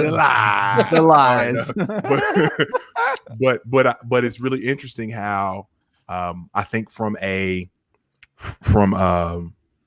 just a perspective of how he's seen. I think if you ask 100 out of 100 people who actually are getting ready for dynasty rookie drafts, anybody who keeps up with college football, doesn't necessarily have the access that you guys may have had at the Senior Bowl. I don't think anyone would say any foul thing about Jalen Hurts, 100%. the person or the 100%. perception of who he is as a worker and all these different things, because obviously from Saban to what's the guy's name in Oklahoma? I can't think. Lincoln Riley to all of his teammates. Like everybody has been super complimentary of him, the work that he's put in, the guy that he is, how stand-up he is, all these different things. And you see him in these interviews, and he's a guy who's speaking well of his teammates. He's got this real stoic personality, and he's all business and all this other stuff. And nobody, I think 100 out of 100 people would say, like, man, this is a great guy, no nonsense, good teammate, all these things. Whereas, obviously, you guys got to see a little bit different side than what the rest of us got, and so I just find the difference is really, really striking and interesting to hear that, because I had literally never heard that until just now. So I find, man, that makes me a little bit. It makes me nervous. I don't love that. Alternate reality. Let's imagine Tua Tagovailoa wasn't a thing and never went to Alabama. Jalen Hurts had that job locked up for the entirety of his collegiate career. Are we having the same conversation? Like, is there something mechanically wrong with what Jalen Hurts was able to do? Or, I mean, I think a lot of the criticism for him was the accuracy is not always there, and his processing, right? People always talk about his processing is not very quick. It takes him a while. He doesn't process full field, all those things. I think those are his major issues. But obviously, when you get with Oklahoma, and we've seen all of a sudden Lincoln Riley just do wonders with everybody, right? So whether you're super talented like Kyler Murray, or very talented like Baker Mayfield, or as some people say, not very talented with Jalen Hurts, all these guys were able to get the team to college football playoff games and win, contend in the Big 12 and put up big yards. So, but look what he did in those playoff games, though. I don't dispute that at all. That's what I'm saying. I'm just saying from a pure big game, he just did not look good. He did big. I mean, I understand he came back in the Bama game, but if you go back to the games of which he played in the big time games, and I have it here somewhere, which when we talked about him on our show, but in the big games he struggled. He did. I mean, if you look back at the game against he stat padded against stat padded against LSU, right? I mean, those stats were not what they were if you watch the game. I mean, that's I felt the same way whenever you talk about Tua. The LSU game, the reason they lost that game was because of Tua. It might have been because of his health, but early in that game he struggled, and they got ahead because of the mistakes that he made. And I feel like if you look at the bigger picture on Hurts, I'm not taking away from his talent. I mean, he's got the ability. I just don't think that his ability translates from college to the NFL like some of these other guys can. Fair enough. Those eyes, Trader Joe. They give me the old double deuce there. That's good. Yeah, I found that really interesting. All right. I just do. I love it because I'm hearing a lot of Hurts love and Superflex. I just took him in a startup, and one of the things that we're talking about, like J Mike's talking about processing and being more of a see it, throw it type of quarterback. I mean, I look at Hurts as being a more run tendency, poor man's. Anytime you got called out, baby. Let's go. This is coming for your head. There you go. You got called out. What do you think this is, man? You think this is a podcast? No. I mean, this ain't no podcast. This is a draft, son. Come on. You better be real. I just won the draft, man. They just slid up in the mentions. Draft dreams. That's all I'm I don't saying. even know. Yeah, I don't All right. Anyway, back to my point. So just real quick, Aton, you're on the clock if you didn't know in nerd. Yeah. Just letting you know. But just so you know. I got sniped while I was on this podcast. I'm pretty upset about it. So there you go. Tell us more about it when D-Bros finished here. So I look at Hurts as being like the poor man's Dak Prescott, like as far as being a running threat and a see it throw it type of quarterback. And I feel like if he lands in that top 2 round draft equity, he could see a starting job in the next 2 years. But I'm curious because we've got a lot of Devi love up in here. Like, am I wrong? Because versus Devi, I'm late to the party here. So I'm kind of curious your takes on this. Aviators, what you got? Are you still talking about Hurts? Yeah. He's all out. He just told you he's all out. I understand what you're saying, though. I do agree with you that it's draft capital. I mean, if somebody trades back into the first round and drafts him, even if he goes round 2, do we see him falling outside of the top 2 rounds? Is that possible right now? I don't think so. I don't think he'll fall out of the second round. I don't think so. So if he's top 2 rounds, where do you put him at as? And am I wrong as him being the poor man's Dak Prescott right now? I think you're right about it. Do not pass the ball. Come on. He'll pass the ball. He said, "All right, Stoops." He'll put his 2 cents in. He'll put his 2 cents in. I think no, he didn't put his 2 cents in. He will. He passed it. He will. No, I think with Jalen Hurts, I think it's got to be a scheme that's fit around him. I just don't think he's a talented enough quarterback personally to just kind of come in, fit the scheme that's already there and go forward. I think something's got to be molded around him. I don't think he's able to make the reads past the first look. I think once he sees that, if it's not open, he runs. He might make his way to the second, look if the line's giving him some time, but I just don't see him. He's going to get the opportunity. Like you said, I don't see him falling out of the second round. He's definitely going to go in the top 2 rounds. If he lands to a place like the Panthers and they take him in the top 2 rounds and he sits for a year or 2, is he worth the capital right now in Superflex? I wouldn't invest anything in the guy. It's worth the capital just for the opportunity to trade him. But again, this exactly. goes back to the point.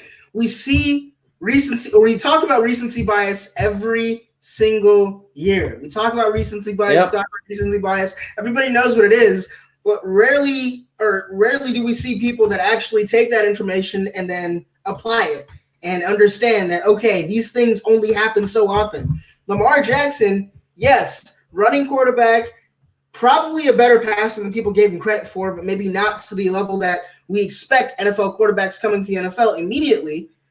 And because he's had the success, people think that it can be easily replicated. How often is it that a player happens to land in the perfect situation time and time again? We just talked about how these coaches are, they're old school. They're doing things their way because that's what got them to where they were. So how many of these people are going to be willing to change?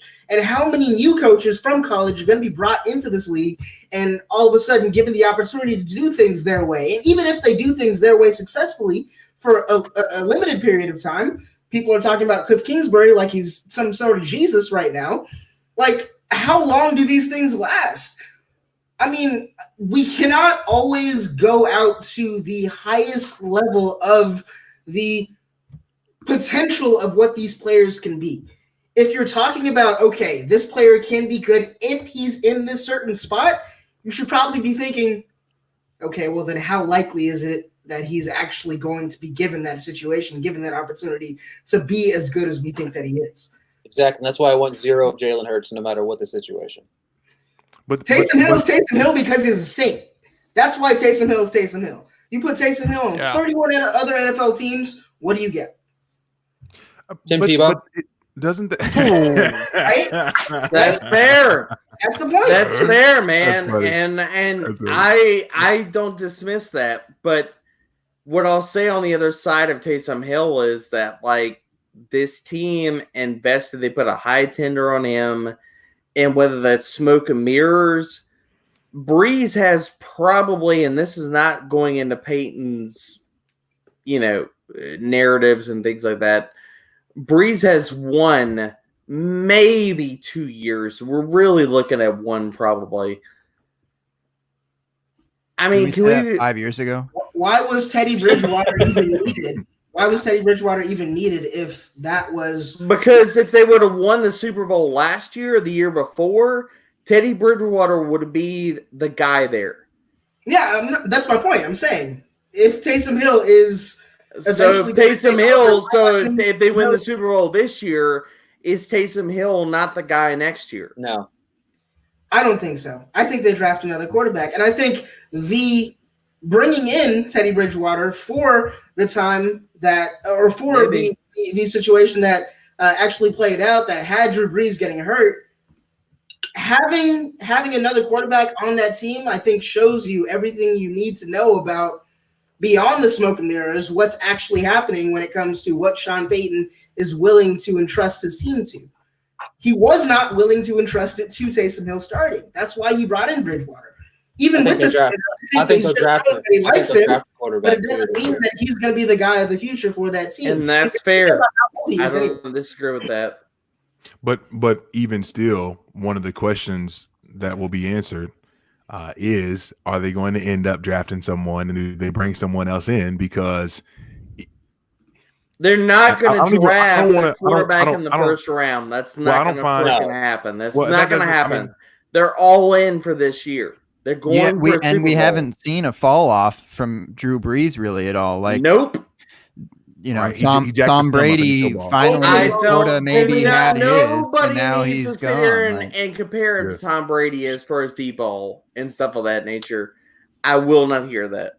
I will say this though, to the greater point of the argument, or to the greater point of the discussion, is that even guys that we see go first overall, it's not like, and we can't fool ourselves. And I'm not saying that we're doing this. I'm just saying, in the discussion of super talented quarterbacks, we can't try to fool ourselves and say that, okay, this player is just super talented, period, and they can go into any system and succeed. Because we watch offenses left and right formulate, and excuse me, let me say this.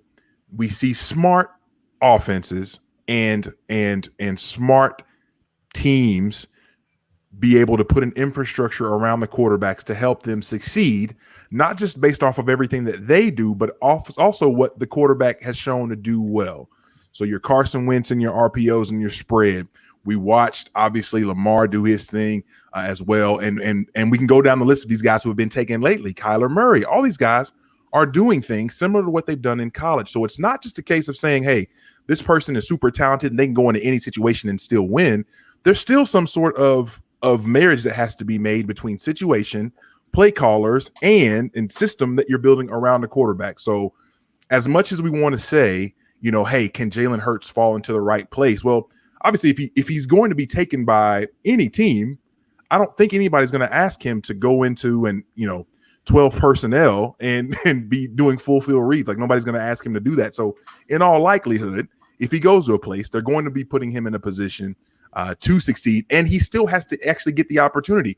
If Tony Romo never breaks his back, then Dak Prescott's not a thing, right? So a bunch of things still have to align really well for things to work out for people, specifically quarterbacks who aren't taken in the first round and given the ultimate opportunity immediately. Is that fair to say? Yep. Fair. Okay. Yep. Absolutely. Okay. Cool. I'll put a bow on that one. Chris, I don't know if you've ever heard this. A D bro on that one. I don't know if you've ever heard this, Stoops. And I really hope that this is a unique take. I hope that you've never heard this. When I close my eyes and listen to you talk, do you know who you sound like? I'm interested, but no. You sound exactly like Danny Cannell. I'm gonna be honest with you. I don't know who. I'm gonna have to Google this. So So Danny Cannell. We'll be right I'm back. assuming is that I'm assuming it's a compliment. I hope it is. No, it's not a. Yeah, I mean it's definitely a compliment. But Danny Cannell is a obviously former Florida State quarterback, or was it Florida? I'm sorry, Florida. I think Florida quarterback. And he did the podcast for a while with Ryan Russillo, and I think that obviously he does I think he does stuff now for Fox Sports, I think. But anyway, he was on with Ryan Russillo for a while. But when you talk, I hear Danny Cannell like plain as day, and I find it hilarious because I was sitting here. You were talking earlier, and I was like, "Gosh, that's bugging me. Who does he sound like?" And it finally hit me an hour and 40 minutes into the podcast. It's Danny Cannell. Anyway, well, I appreciate. Yeah, sorry, I looked. It shows he was employed by ESPN at one point, and Fox Sports 1 is popping up on there. So yeah. I'll take it. Stoops was worried. He was worried that the first I was like, oh my gosh. Like, all right. Yeah.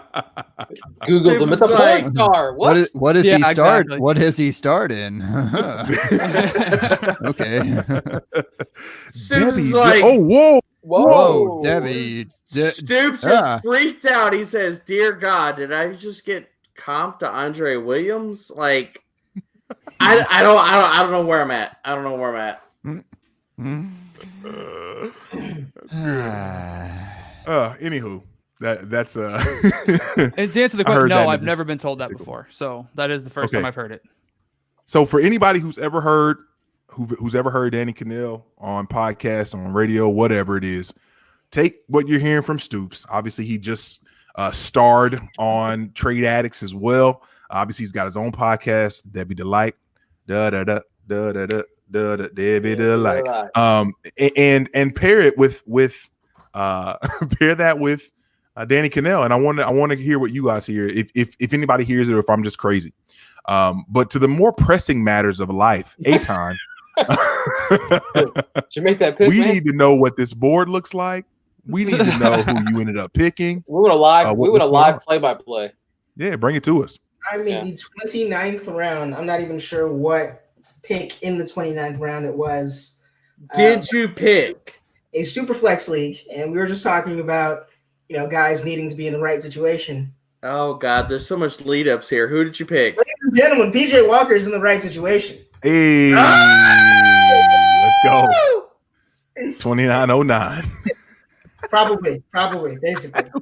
At this point, if I have to start any players after the 25th round in a 30-round draft, then I've been and my team is just going up in flames anyway. So that is a rule, baby. What is this? What is this league? Is this a league or is this a mock? It's a fucking mock. This is a money. Ethan Turner just dropping it in. Said Danny Cannell. Who the fuck is this guy?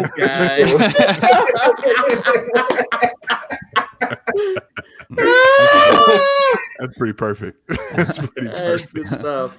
I'm gonna be honest. I'm gonna have to Google that one. Just a bit outside. That's awesome. That's fantastic. That was so nice. PJ Walker, I do like that though. Were you guys into the XFL at all while it was here? For the cup of coffee that it was here for? A little bit. Yeah, man. They weren't scared of the coronavirus. I was pseudo into it. Yeah, sure. I enjoyed it. It was fun. I'm just here. I'm here for football though. That's my bag. What, Ricky? You what were we about to talk about? They you got sniped. Yeah, so I want to. Is that the same league that we're talking about here? Okay, I want opinions here, guys. Yeah, well. let's go. It's a 12-hour clock. You bid on a guy, it restarts 12 hours. Everybody knows the drill, right? So. Wait. Well, let's back up. Is Stoops in this? Because we're talking about we're talking about values. So are you trying to get the edge off of Stoops here? No. Oh. Stoops is going to be definitely on my side on this one. So there's a couple of guys in this. Like, if you're going to bid on a guy, right?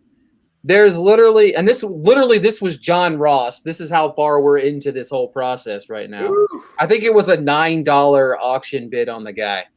There was 3 minutes left, and some guy outbid me. 3 minutes left. Restarted the clock 12 hours now with 3 minutes left on the clock. Now, again, it's John Ross. It's not that serious, but what do you guys feel about, like, you have 12 hours, you have a 12, obviously if you're playing a strategic game of pissing somebody off and you already have it out for that individual, yes. But this has happened several times in the last couple of days. Like, this is only like a 4 or 5 day old league here, but it's happened, I think, maybe like 5 or 6 times to Stoops now, but this is the first time. Under 3 minutes is kind of a dick move, in my opinion. Yeah. Agreed. 100%. 100%. Like, you saw it, 6 hours This is it ago. right here, J Mike. Yeah, big facts. Kevin Cotillo, he's the worst. Kevin, you're the worst. Such a disease. Such a disease. Such a disease. Gosh. That's a Home Alone clip. F Kevin, you're such a disease. disease. Yeah, F disease. I love Kevin, but yeah, all of you redliners out there, all of you last 2 minutes, 3 minutes. Oh, I was doing this, and I just now saw it. Like, not for 12 hours. The fact that you get the fact that you get your rocks off by redlining people. If I see you in real life, we might have to wrestle or fight or something. I might have to. And we're talking about John Ross here, a $9 John Ross. It's not like it's a Saquon Barkley for $225 here. And we're all like 15 to 18 guys deep on our rosters here. You know what I mean? Like, he is the obvious key to a championship. So, I mean, clearly, yeah. And it's one of those where I understand, for example, if you get outbid on another guy, some dollars free up, so then you're going to be like, all right, cool. But like, it's John Ross. There's 3 minutes left. Like, he's at $11 right now. You know what I mean? So he went it's up, not he even literally $2. Yeah.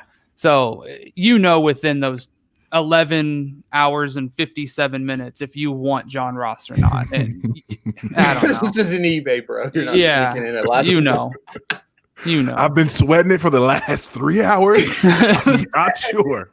I really want to take him up to 12. The clock doesn't stop when you go to sleep, right? So you have to, like, before you go to bed at night, you got to strategically place your bets or place your bids on these guys, because I ain't waking up at 3 a.m. to see if I won Eric Ebron. You know what I mean? Like, it's not going to happen. I mean, yeah, and that's the thing. And shout out to Zach in the chat.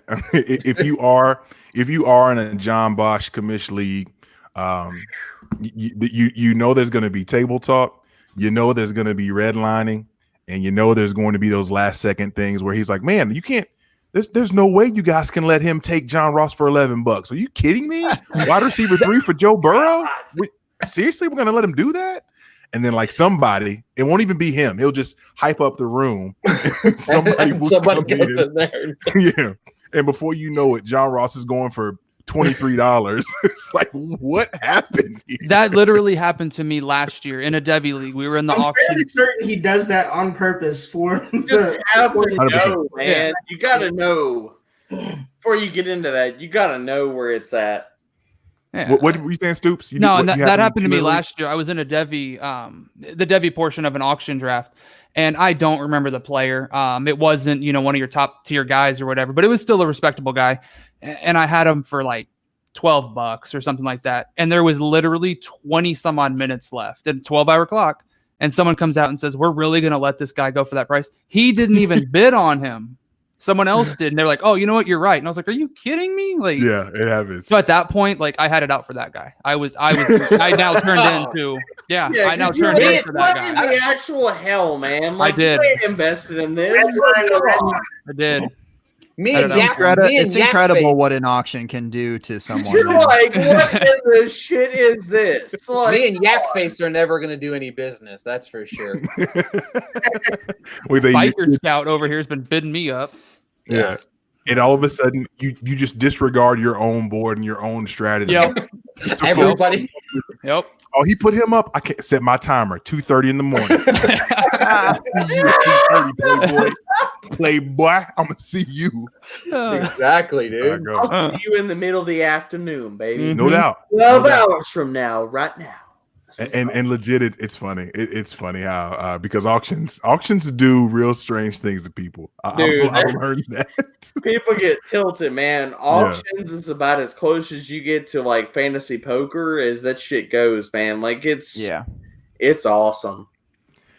because you can and you can get, that's the thing, you can get sniped in the draft and you can be upset about it a little bit. Like, dang, man, I really wanted him. I was one pick away. Man. Boom. Auction, baby. You're like, all right, fine. You have 24 hours to fucking team. Because that shit is not going to expire for 24 hours, and they redlined your ass at 2 minutes and 34 seconds. Yep. But that's the type of thing that ruins your day. Like, and it kind of bleeds into other days because you keep recognizing, well, because I didn't get Russell Wilson, I had to settle for Jared Goff, and I'm pissed I got Jared Goff because I overpaid for him, and it messed it just really snowballs into some really bad places. Yeah. I don't know. Auctions are. My favorite couch time with your wife. You're like complaining to her, and she's like, "What the fuck are you talking about?" Like, yeah, looking over. Can you yak fake? Yeah. Go to the first 3 days. These guys didn't like that. It could be a really, really, really dark place where you're like, man. I mean, I know this is a steak in front of me, but like I'm cutting it up, and it don't taste like steak. It don't taste. It ain't good at all right now, baby. I mean, I paid $28 for it, and this shit, it might be good, but it ain't good right now. There was a lot of I'm pissed. exactly. There was a lot of stakes going off in this early on in this draft. A lot of guys. I mean, you got $1,200. These guys were 4 guys deep, and they only had 4 guys, and they spent like $1,100. I'm just like, it's insane. It's these prices. Man. I mean. And you could tell. So, like, I've been tracking like the pick values on them. The 103 went for more than the 102, and the 104 essentially went for the same price as the 102, just because this guy wanted the first 4 picks. The same guy has it. Yeah, he wanted those first 4 picks, so he paid whatever it took, and he had that's all he had for a while. That's all he had. Just the picks. Yeah, well, I think he might have had one other guy, but it's like he had the first 4 picks, and that was it. I kind of had my strategy, right? Ricky and I talked about it, and I was like, I got to figure out what I want to do because, do I want to go young and just get that Debbie dollars, get the picks or whatever, and then figure it out from there. And I've luckily stuck to my plan for the most part, except for when I got mad and did my thing with some other guys, but whatever. Bit up my guys. I did. You called me out on Twitter and you made me mad and you said I'm just going to wait for it, and sure enough, it came. Hijacked my guy. It came. I'm on my strategy until I get mad, and then I'm not. And then it's out the window. I don't even care if I win. I just hope you lose. Yeah, you just can't have him. You can't have him. I'll sell my cash to make sure you lose. Screw the rest. It's all good. That's a fact. Burn it down, Pookie. Burn it down. Yeah. You'll burn it down, Pookie. I missed the part usually pre-show where we do a lot of fun stuff and chop it up and whatnot. And tonight was kind of wild pre-show. I didn't catch Stoops. I'm gonna come back to you here in a second. Ricky, where are you located? If you're comfortable sharing. Nashville, Tennessee. Nashville, love Nashville. Cashville, Tennessee. I want, golly, there's so much I still want to say, but it's getting late. Let me pick my spots well. So Nashville's dope, period. Obviously, Aton's on the West Coast. Debro down in the dirty. Sulphur City, USA, down in the Bayou. Stoops, I went to not recently, what was it, 2 years ago, Gabe? I think I had visited Texas for the first time in my life, and I went twice in 1 year. I went to Houston in the summertime for a wedding. Loved it. You never found yourself DFW, baby. Huh? Oh, no, I didn't. No, you didn't. No, you didn't. Just saying. Yep. Listen, hanging out with waiting at the airport, becoming an Aggie fan. There are only. I'm not hating at all. Just saying. I mean, literally, it took me like 30 years to get to Texas. Period. And I went twice in 1 year. I don't do it. Don't be like in the 60s until again. All right, cool. Oh my. Anyway, getting up and leaving. Look what you've done. Stoops. My point being, I went to Houston in the summertime, and later that year, I went to watch the Wildcats play in College Station. Who are the Wildcats? The Kentucky Wildcats. And are you still in College Station? No. So I live in San Antonio. Basketball team. I live in San Antonio. Do you hear that, Gabe? You hear where he lives? Well, J Mike, look, I was here for the pre-show. Look, Damn. I didn't want to do it, but then you asked me, did you know that, Gabe? Well, yeah. Okay. Unbelievable.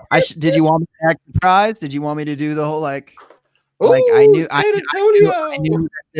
that you bought me this gift on Amazon because it came into the cart, and then I was like, shit, I already saw the gift. Now I have to act surprised. DFW. And then it comes in, and I'm like, ah. In the same vein that every kiss begins with K, every kick to the gonads begins with a smart aleck comment from you, Gabe. That's how this goes. that's basically how this goes. Begins with G. Every kick to the gonads begins with a G. Obviously big Spurs fan as well. I was just curious. I really enjoyed College Station. Was probably one of my favorite places to visit. We went to Nashville, I think 2 years ago or 2 years before that, because we went to a Vanderbilt game.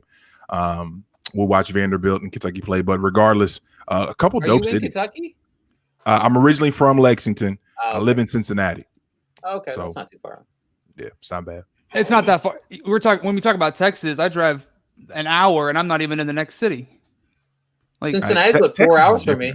Right. Yeah. Exactly. I drive 4 hours and I might make it to Dallas. Maybe. Maybe. Depending on construction on 35. They haven't finished that yet, and it's about 20 years.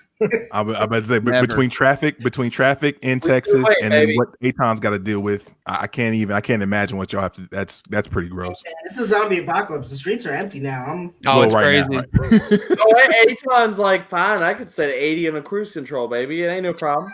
We're good. Only time ever in my life. I will cherish this. All right, Gabe.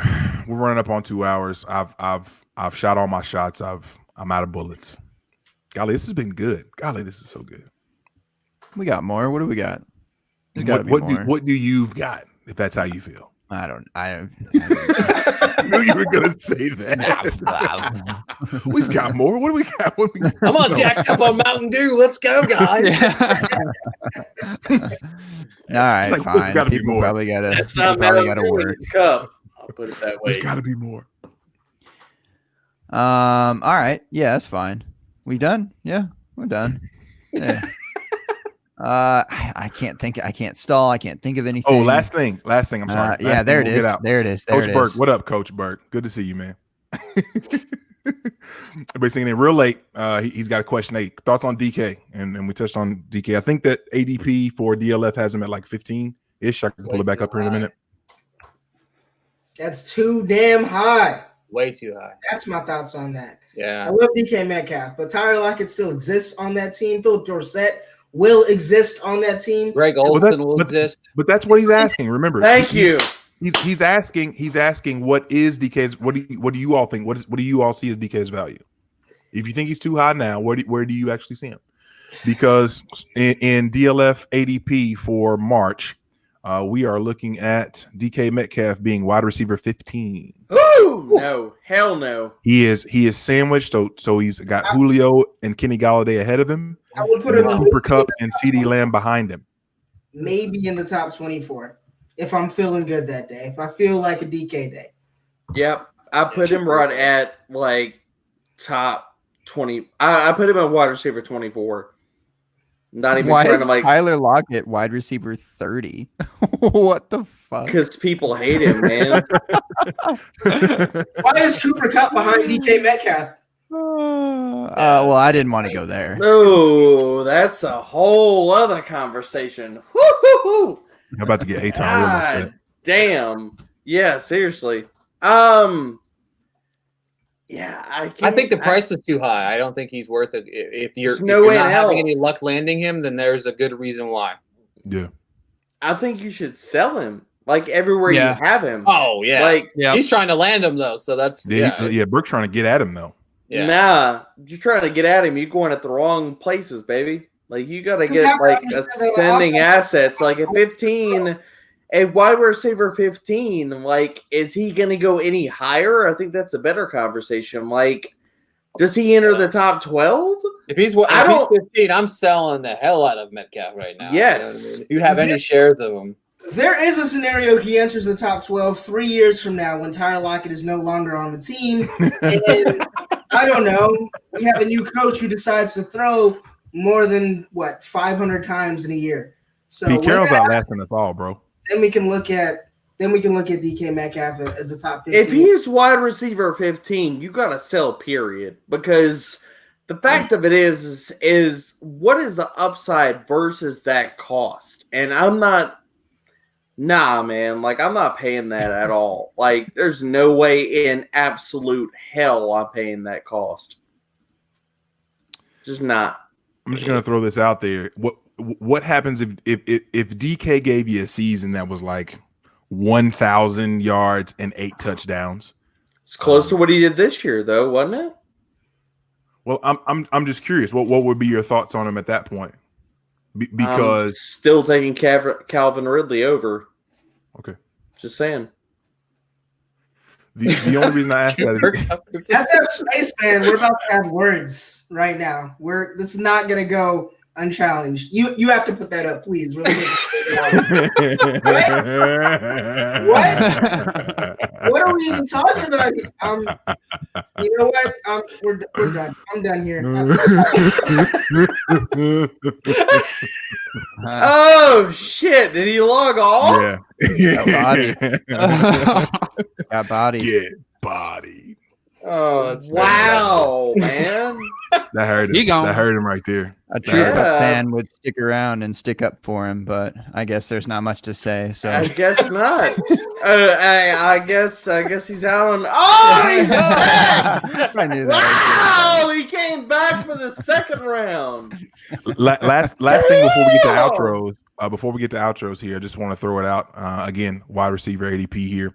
Obviously, even though Cooper Kupp, your beloved Cooper Kupp, Aton is wide receiver 16, all the way down at wide receiver 25, Tyler Boyd. But he's behind DK Metcalf. I can't tell you why. I don't know. He's gonna kill it this year. You can sense the exasperation. Just I don't. There's not words. That's a 10-spot difference. You look like you're in pain, man. You look like you're hurting. There are very few times in my life where I don't have words. I don't. Yeah. Man. All right. Just kidding. Cut him deep. Cut him deep. I can go to sleep now. I can go to sleep. To bed. I'm upset. Oh shoot! Tonight's been what so did good. we have Thank you guys. Last year we had 3 Los Angeles Rams wide receivers in the top 24. They love that golf, man. That golf can them rise. My God, the thirst always wins. Are you kidding me, y'all? The thirst always wins. It does. That's it. Without Gurley, I kind of do like that offense for passing volume this year because I think they're going to be down and I think they're going to have to pass a lot. Yeah. Landing spot for a drafted running back. Yes. It is. For a very unsexy drafted running back. Stoops, where are you putting that running back being as? Just throwing that out there. That mid-round running back being the guy that cucks Darrell Henderson and takes his job. Who is that? So you're asking who I think will go there or who I would Yeah. Who is it? Mid-round running back. Round 3, round 4. AJ Dillon is already in Seattle, so you can't pick him. We ain't talking about no AJ Dillon. Derrick Henry's ugly brother. We ain't talking about that dude. That is not that dude. That is another dude. Honestly, so like the first one that comes to my mind, and I don't even know if he would go, Keyshawn Vaughn. Oh, I think I love that spot. I think Keyshawn Vaughn at the Rams, I think would be a good landing spot. I think that he's going to be able to see some carries there. Obviously, I think he worked on the passing game. You know, Ricky said that earlier whenever he talked to him down in Mobile. So I think he's not going to do what Gurley did. Obviously, I don't think he's going to be that high of a talent per se, but I think he's got it'd be a good landing spot. I think he'd be able to show kind of his assets and what he's able to do there. So my two unsexy spots were Keyshawn Vaughn and Joshua Kelly as landing there and being the guy over Darrell Henderson. And people might hate that, and I don't give two shits. That's fine. I think Just keep in mind, first round rookie pick, Darrell Henderson. Remember that. That should tell you everything you need to know about projecting. About people freaking the hell out about bullshit. Sure. Projecting people in the best case scenario. That's what happens. Just remember, the Rams don't have a first round pick this year, and they've only got 6 picks total. Just keep that in mind. Yep. And Darrell Henderson will never be a thing. Put that out there. He will never be a thing. Malcolm Brown is starting over Darrell Henderson. I don't give two shits. Darrell Henderson will never be a thing. I will sell my brand on that. He is all damn hype. And I'm there. That's what's up. So tell us how you really feel. Yeah, exactly. Daggone. Tell us how you tell us something. Get us out of here, Gabe. Let's go. All right. Fine. I feel like the Rams are kind of a snoozy place for a running back this year. Like I don't know. Like somebody got to catch a golf dump offs. It's fact. Gabe, but why? What do you think about Damian Williams? I need to know that. You're not actually in the show now. Don't do that. We're never getting out of here now, y'all. Yeah. Mic on. It's over. Mic on. Sorry. Look. I'm sorry.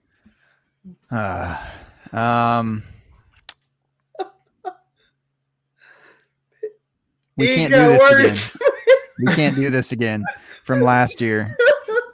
Now people got a reason to like Damian Williams, or something, but that happened last year too. So, enough. What do you think? KC takes a running back in the first round? No. Too many. I think they trade back. Nope. I think somebody's going to trade in that 29-32 range to take Jalen Hurts. Just like Lamar Jackson? Probably. That's what you're projecting? That fifth-year option means a lot, man. Fifth-year option. There you go. That's why he was taking the first, so yeah. Cowboys wish they would have had that with Dak. Yeah. Talk about it. That's for real. Talk about it. But I mean, they're doing. I mean, that's a huge swing though from the third round to. Is the same thing that works so well for Kirk Cousins in Washington. So I'm glad that they're really looking at the past and trying to make better decisions going forward from that. I'll take the hot take, man. I'll take the hot take.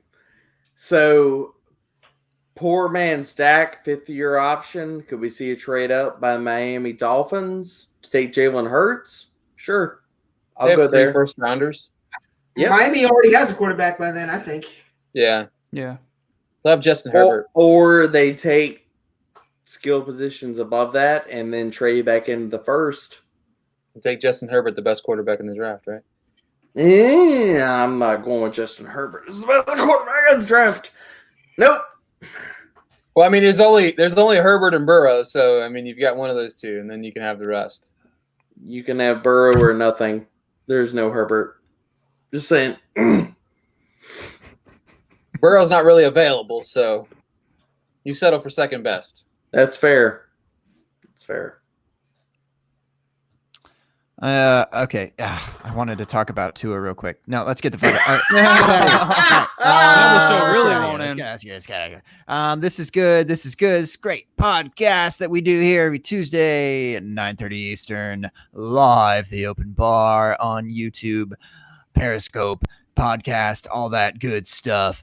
We're gonna give an opportunity for our guests to just start up a new topic and basically talk for the next hour or so, just to make sure that we make this pot. Just kidding, J Mike, kidding, bud, J Mike, kidding. An opportunity to say what you need to say, whatever that may be. That's up to you. So let's start with my honeybee himself, D Brunny. Oh Oh, you went to the honey whiskey side, you sweet. Talk about Cam Akers, the GOAT. Man. Dude. I just saw that picture. We know what's up. I can't point. It's there, baby. It's been the whole time. Cam Akers is going to be a 1.05. I love me some Cam Akers. I want that landing spot. I'm all here for it. But yeah, man, no, y'all check me out on Twitter. I'm at Debro_FFB, and I'm here for it, man. Team Debo life all the time, every time. But yeah, thank y'all for having me. It's a good time, as always, guys. You didn't disappoint me. That's for gosh darn sure. I never shut up, so that's a prerequisite of the show, Gabe. All right, on to our rookies of the show. You know,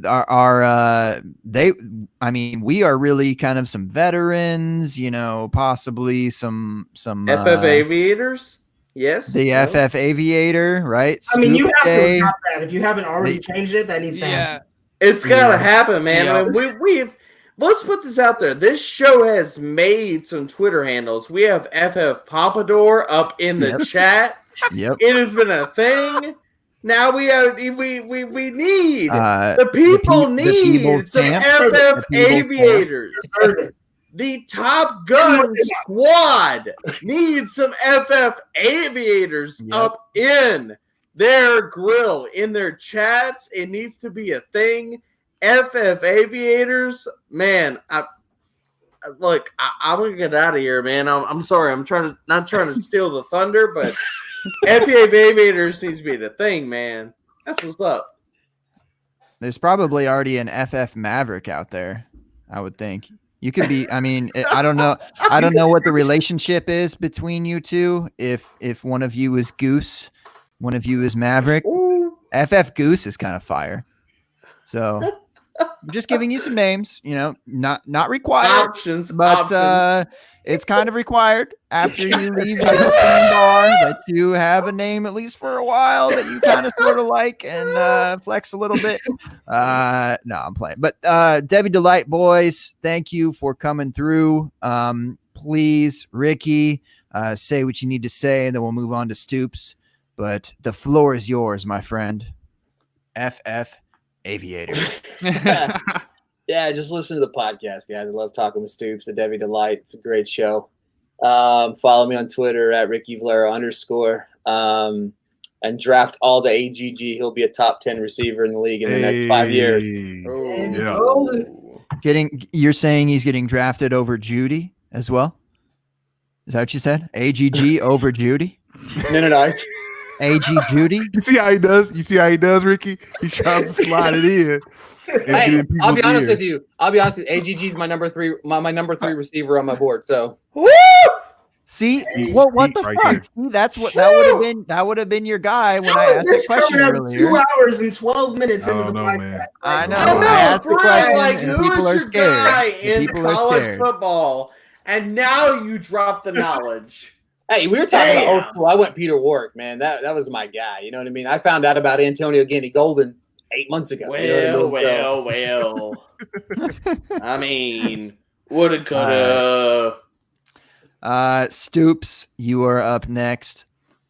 Yeah. What do you got to say to the people? So follow me on Twitter at Stoops1990. Love the Devi aspect of things, obviously, you know, on the Devi Delight, like Ricky said, enjoy talking with him every week.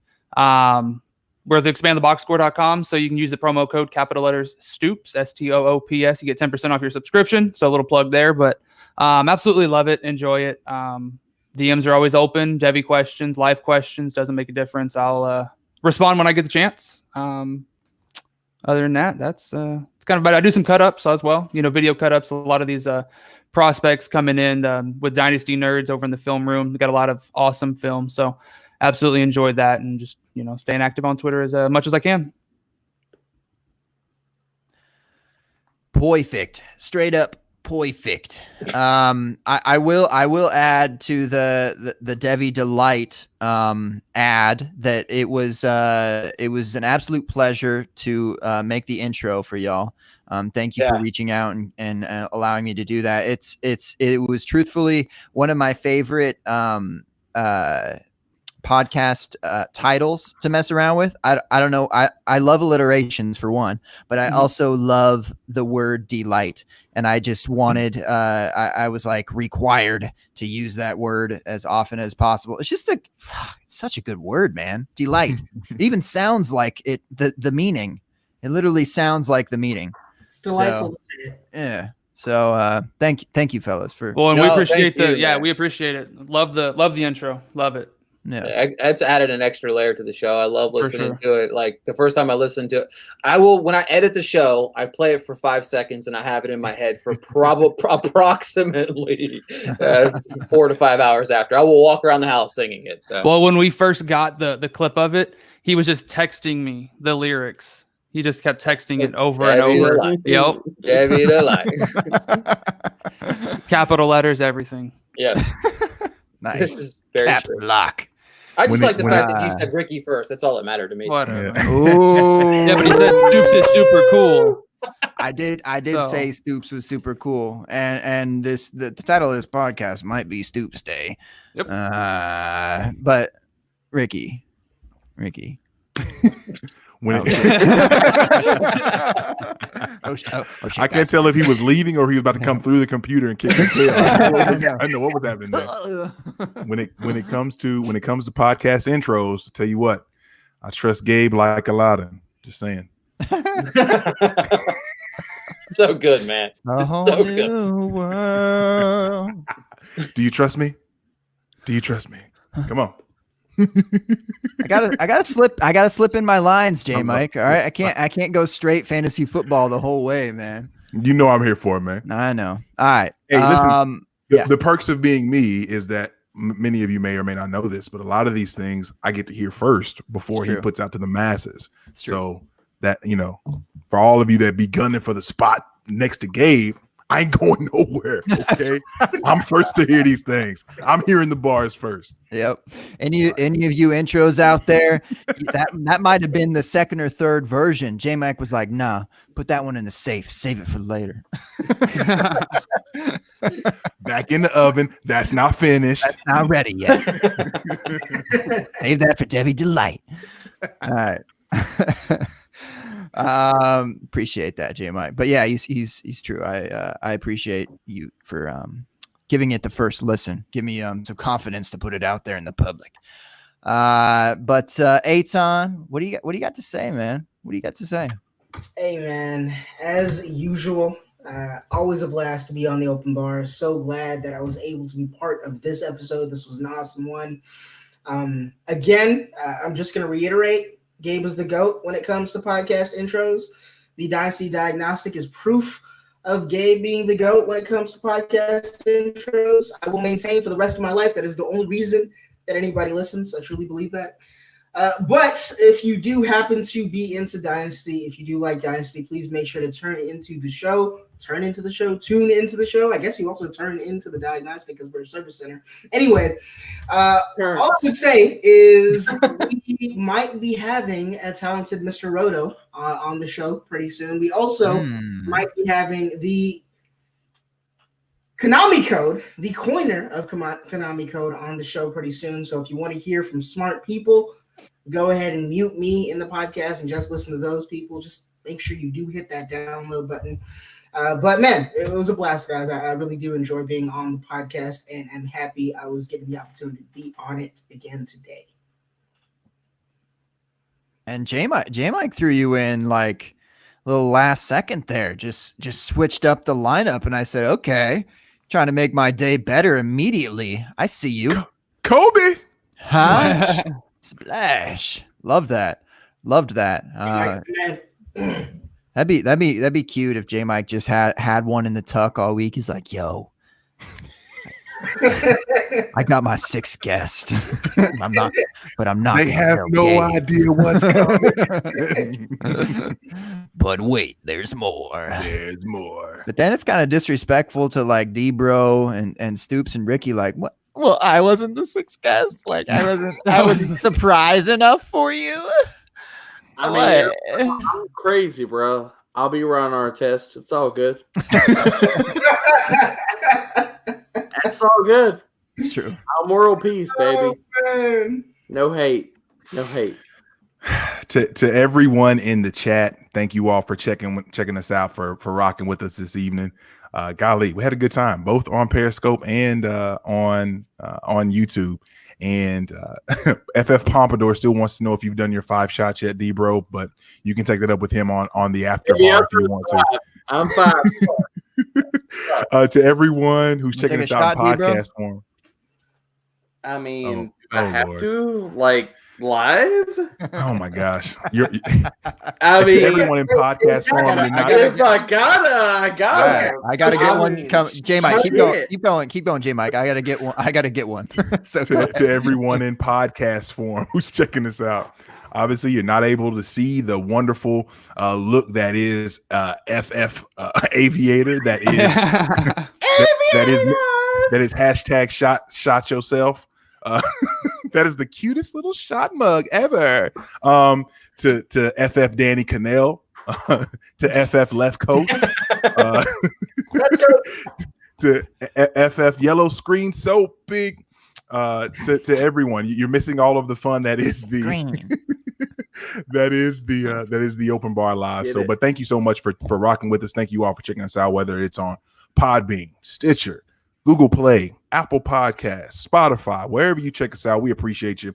Share us with a friend if you will. And if you don't want to do that, we still appreciate you listening to us. Give us a 5-star rating. We'd appreciate that. And if you don't want to do that, that's fine too. The fact that you're hearing my voice at this moment, 2 hours and 20 minutes into the podcast, where nothing worked for me at first, and now everything is working fantastically, and I won't be able to sleep for an hour or two, except I have a little one upstairs crying right now, so I don't know what's going on with that. You're missing all the fun. So thank you for rocking with us regardless. To our guests, D-Bro, Aton, a couple of vets to the bar, thank you all for kicking it with us. Aton hit me up last minute today and was like, hey, if you got room on the bar, I'm game. And I was like, yeah. I love what I get to kick it with Aton always. And Aton and I got to chop it up on Dynasty Crossroads a little less than a week ago. So it's good to be able to see you twice in the span of a week, Aton. So thank you for that. D-Bro, always good to be with you, my man. And thank you for coming through with being you. If there's anything in the world that you can trust, it's death, taxes, and D-Bro being D-Bro. I think that those are the things that you know will happen. Stoops, Ricky, nice to meet you guys. Golly, a couple of real cool dudes. And right now, and one of the reasons that I even brought up Slovis in the first place was the fact that I did check out your all's Pac-12 quarterbacks episode, and I really dig it. Even though I wish y'all were higher on Daniels down in Arizona State, but we'll see what he's got coming up. But they do great work over on. Yes, I'm excited for him a lot. I am too. Very excited for him. But those guys do great work. If you're checking out them in their Pac-12 series right now, or Pac-16, or wherever the Pac is at this point, I don't even know. But they're in their bag right now, and they're giving you the good stuff over at Debbie Delight. And I've enjoyed obviously the theme song, but their content as well, and they know what's up. And it's cool to be able to get fresh voices in the podcast game as well, and guys to give you some different perspectives. So this has been a real treat for me. So thank you all for joining us again. My name, J Mike here, at J Mike on Twitter, at J Mike Check, at JMIC Check. The podcast is at the Open Bar Pod. And kicking over to the host with the most, my main man, genius to MC, Mr. Bun in the oven, Mr. Steal Your Girl, hashtag yellow screen, hashtag Mr. Gearing if you nasty, on Twitter, at FFManBun. Gabe, take us home. Hashtag green screen. Yeah, green, not yellow. Fool. I tried to get it to yellow. work earlier, pre-show. You know, when we were all here. Those bricks are real, baby. Those bricks are real. Mr. Brick. Seriously, guys, it works during the day. Can we just start podcasting during the day? Now I just look like a dweeb, when it's just a green, the green screen, really looks tacky on its own. It's embarrassing. I do want to echo what you said, J Mike, about Debbie Delight, because D-Bro, Aton, those guys are smart as fuck, and they've been out here grinding, doing things in the last year, and they know, all that there is, gosh darn near. in the dynasty game, you know, or in redraft game, whatever. And they've just been seriously flexecution, but they don't know everything. I mean, they just came through and kind of admitted it of sorts, you know. And so my point is there's things to be learned, even if you are an expert in something. So, just great content from all y'all. Appreciate what you do. Keep grinding. Stay ready. Ain't got to get ready. Yeah, man, this is a great show though. Had fun. I really have nothing else to say, but I believe that we have a show next week. I'm gonna just take J Mike's thumb for it. Yeah, say that we've got a show next week. We'll be here, man. Whatever. The NFL draft is still happening. That's pretty neat. I'm a little frustrated, J Mike, that no one's tried to draft us for their live draft show. Maybe you have already, and I just haven't yet. And I'm like kind of heard about it. I don't know, but I'm just hoping that we could be together on that, though, at least one night. I don't know. I'm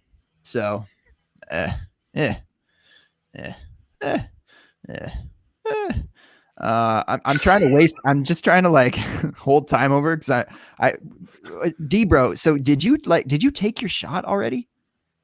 Oh, dude. I don't think he did. Dead. I don't think he did. Shot is dead. Dude, I was trying to take one with you, and I said, I hold on, didn't see I it. got one coming. Shot is gone. I didn't see it man. either. I didn't see it. Yeah, Either. I didn't see it. It Yeah. happened. Yeah. I didn't see Y'all it. were Man. sleeping, man. I didn't see it though, but I didn't see it though. Absolutely happened already. All right, It's dead, baby. All right. I might have one coming. We'll see. But shout out to the open bar, the store. Flexed some because I'm all quarantined up. I can actually wear shirts that have this stuff on it. Not that it's a bad thing to wear at school. It's just wubba lubba chub chub, baby. Huh? Talk about running backs that are about to not matter. Not him. He'll be perfect forever because he's on our t-shirt. That's right. Okay. Wubba lubba chub chub season. Theopenbar.storeenvy.com. It's there. I don't know. Get a shirt. Podcast intros. I made them for pretty much all these guys. I'd make one for D-Bro even if he didn't have a podcast. He could lie to me. He could just say that I have a podcast. Make me an intro. I would. So that's it. Yeah, that's all I've got. I'm running out of time here, so I'm watching for the door to open. My beautiful wife, shout out to my wife. She's wearing the Shuval tank today. Shout out to Shuval. Okay, you can get those at theopenbar.storeenvy.com. Oh, I think I milked it just long enough. Fans and folks of the open bar, here we go. D-Bro, you can do this with me or you can do this without me. You do it, baby. I am it's all doing you. it. Thank you. To everyone here. I literally just ordered one to do it with you, and then you did it without me. And sorry, I'm hurt. man. I'm hurt. You put me up. I'm hurt, but I'll get over it. Get it. But if this was an auction shot, I would not get over it for a while. No. Give it. All right. Yeah, that was pretty good. Okay. We will see you all next week. You can put your drinks up, whether they're empty or non-existent. You can put a fist up. Things of that nature. Shout out to everyone around the world doing their thing from home or not at home and just grinding. And we appreciate all of you. Stay healthy. Wash your damn hands. That's the plan. Oh my God. Okay. Wait. Shit. Never mind. I forgot to do something. Next time, just follow the show sheet. Let's do That's the problem. You don't have a damn where's the show sheet? I had to write notes. Oh wait, that was my fault. Ricky dropped the ball on that one. Yeah, that was my fault. I literally Sorry, come guys. into the show every single week with absolutely nothing to talk about. And this week I actually wanted to say something and I never did it. And now there's no one watching and it's just us and I don't even care. So now I'm mad and I'm out. I'm out, guys. I'm out. Are you guys out? I'm out. All right, everyone. Very good to see you. Until next week, this is the open bar. Duh. Deuces.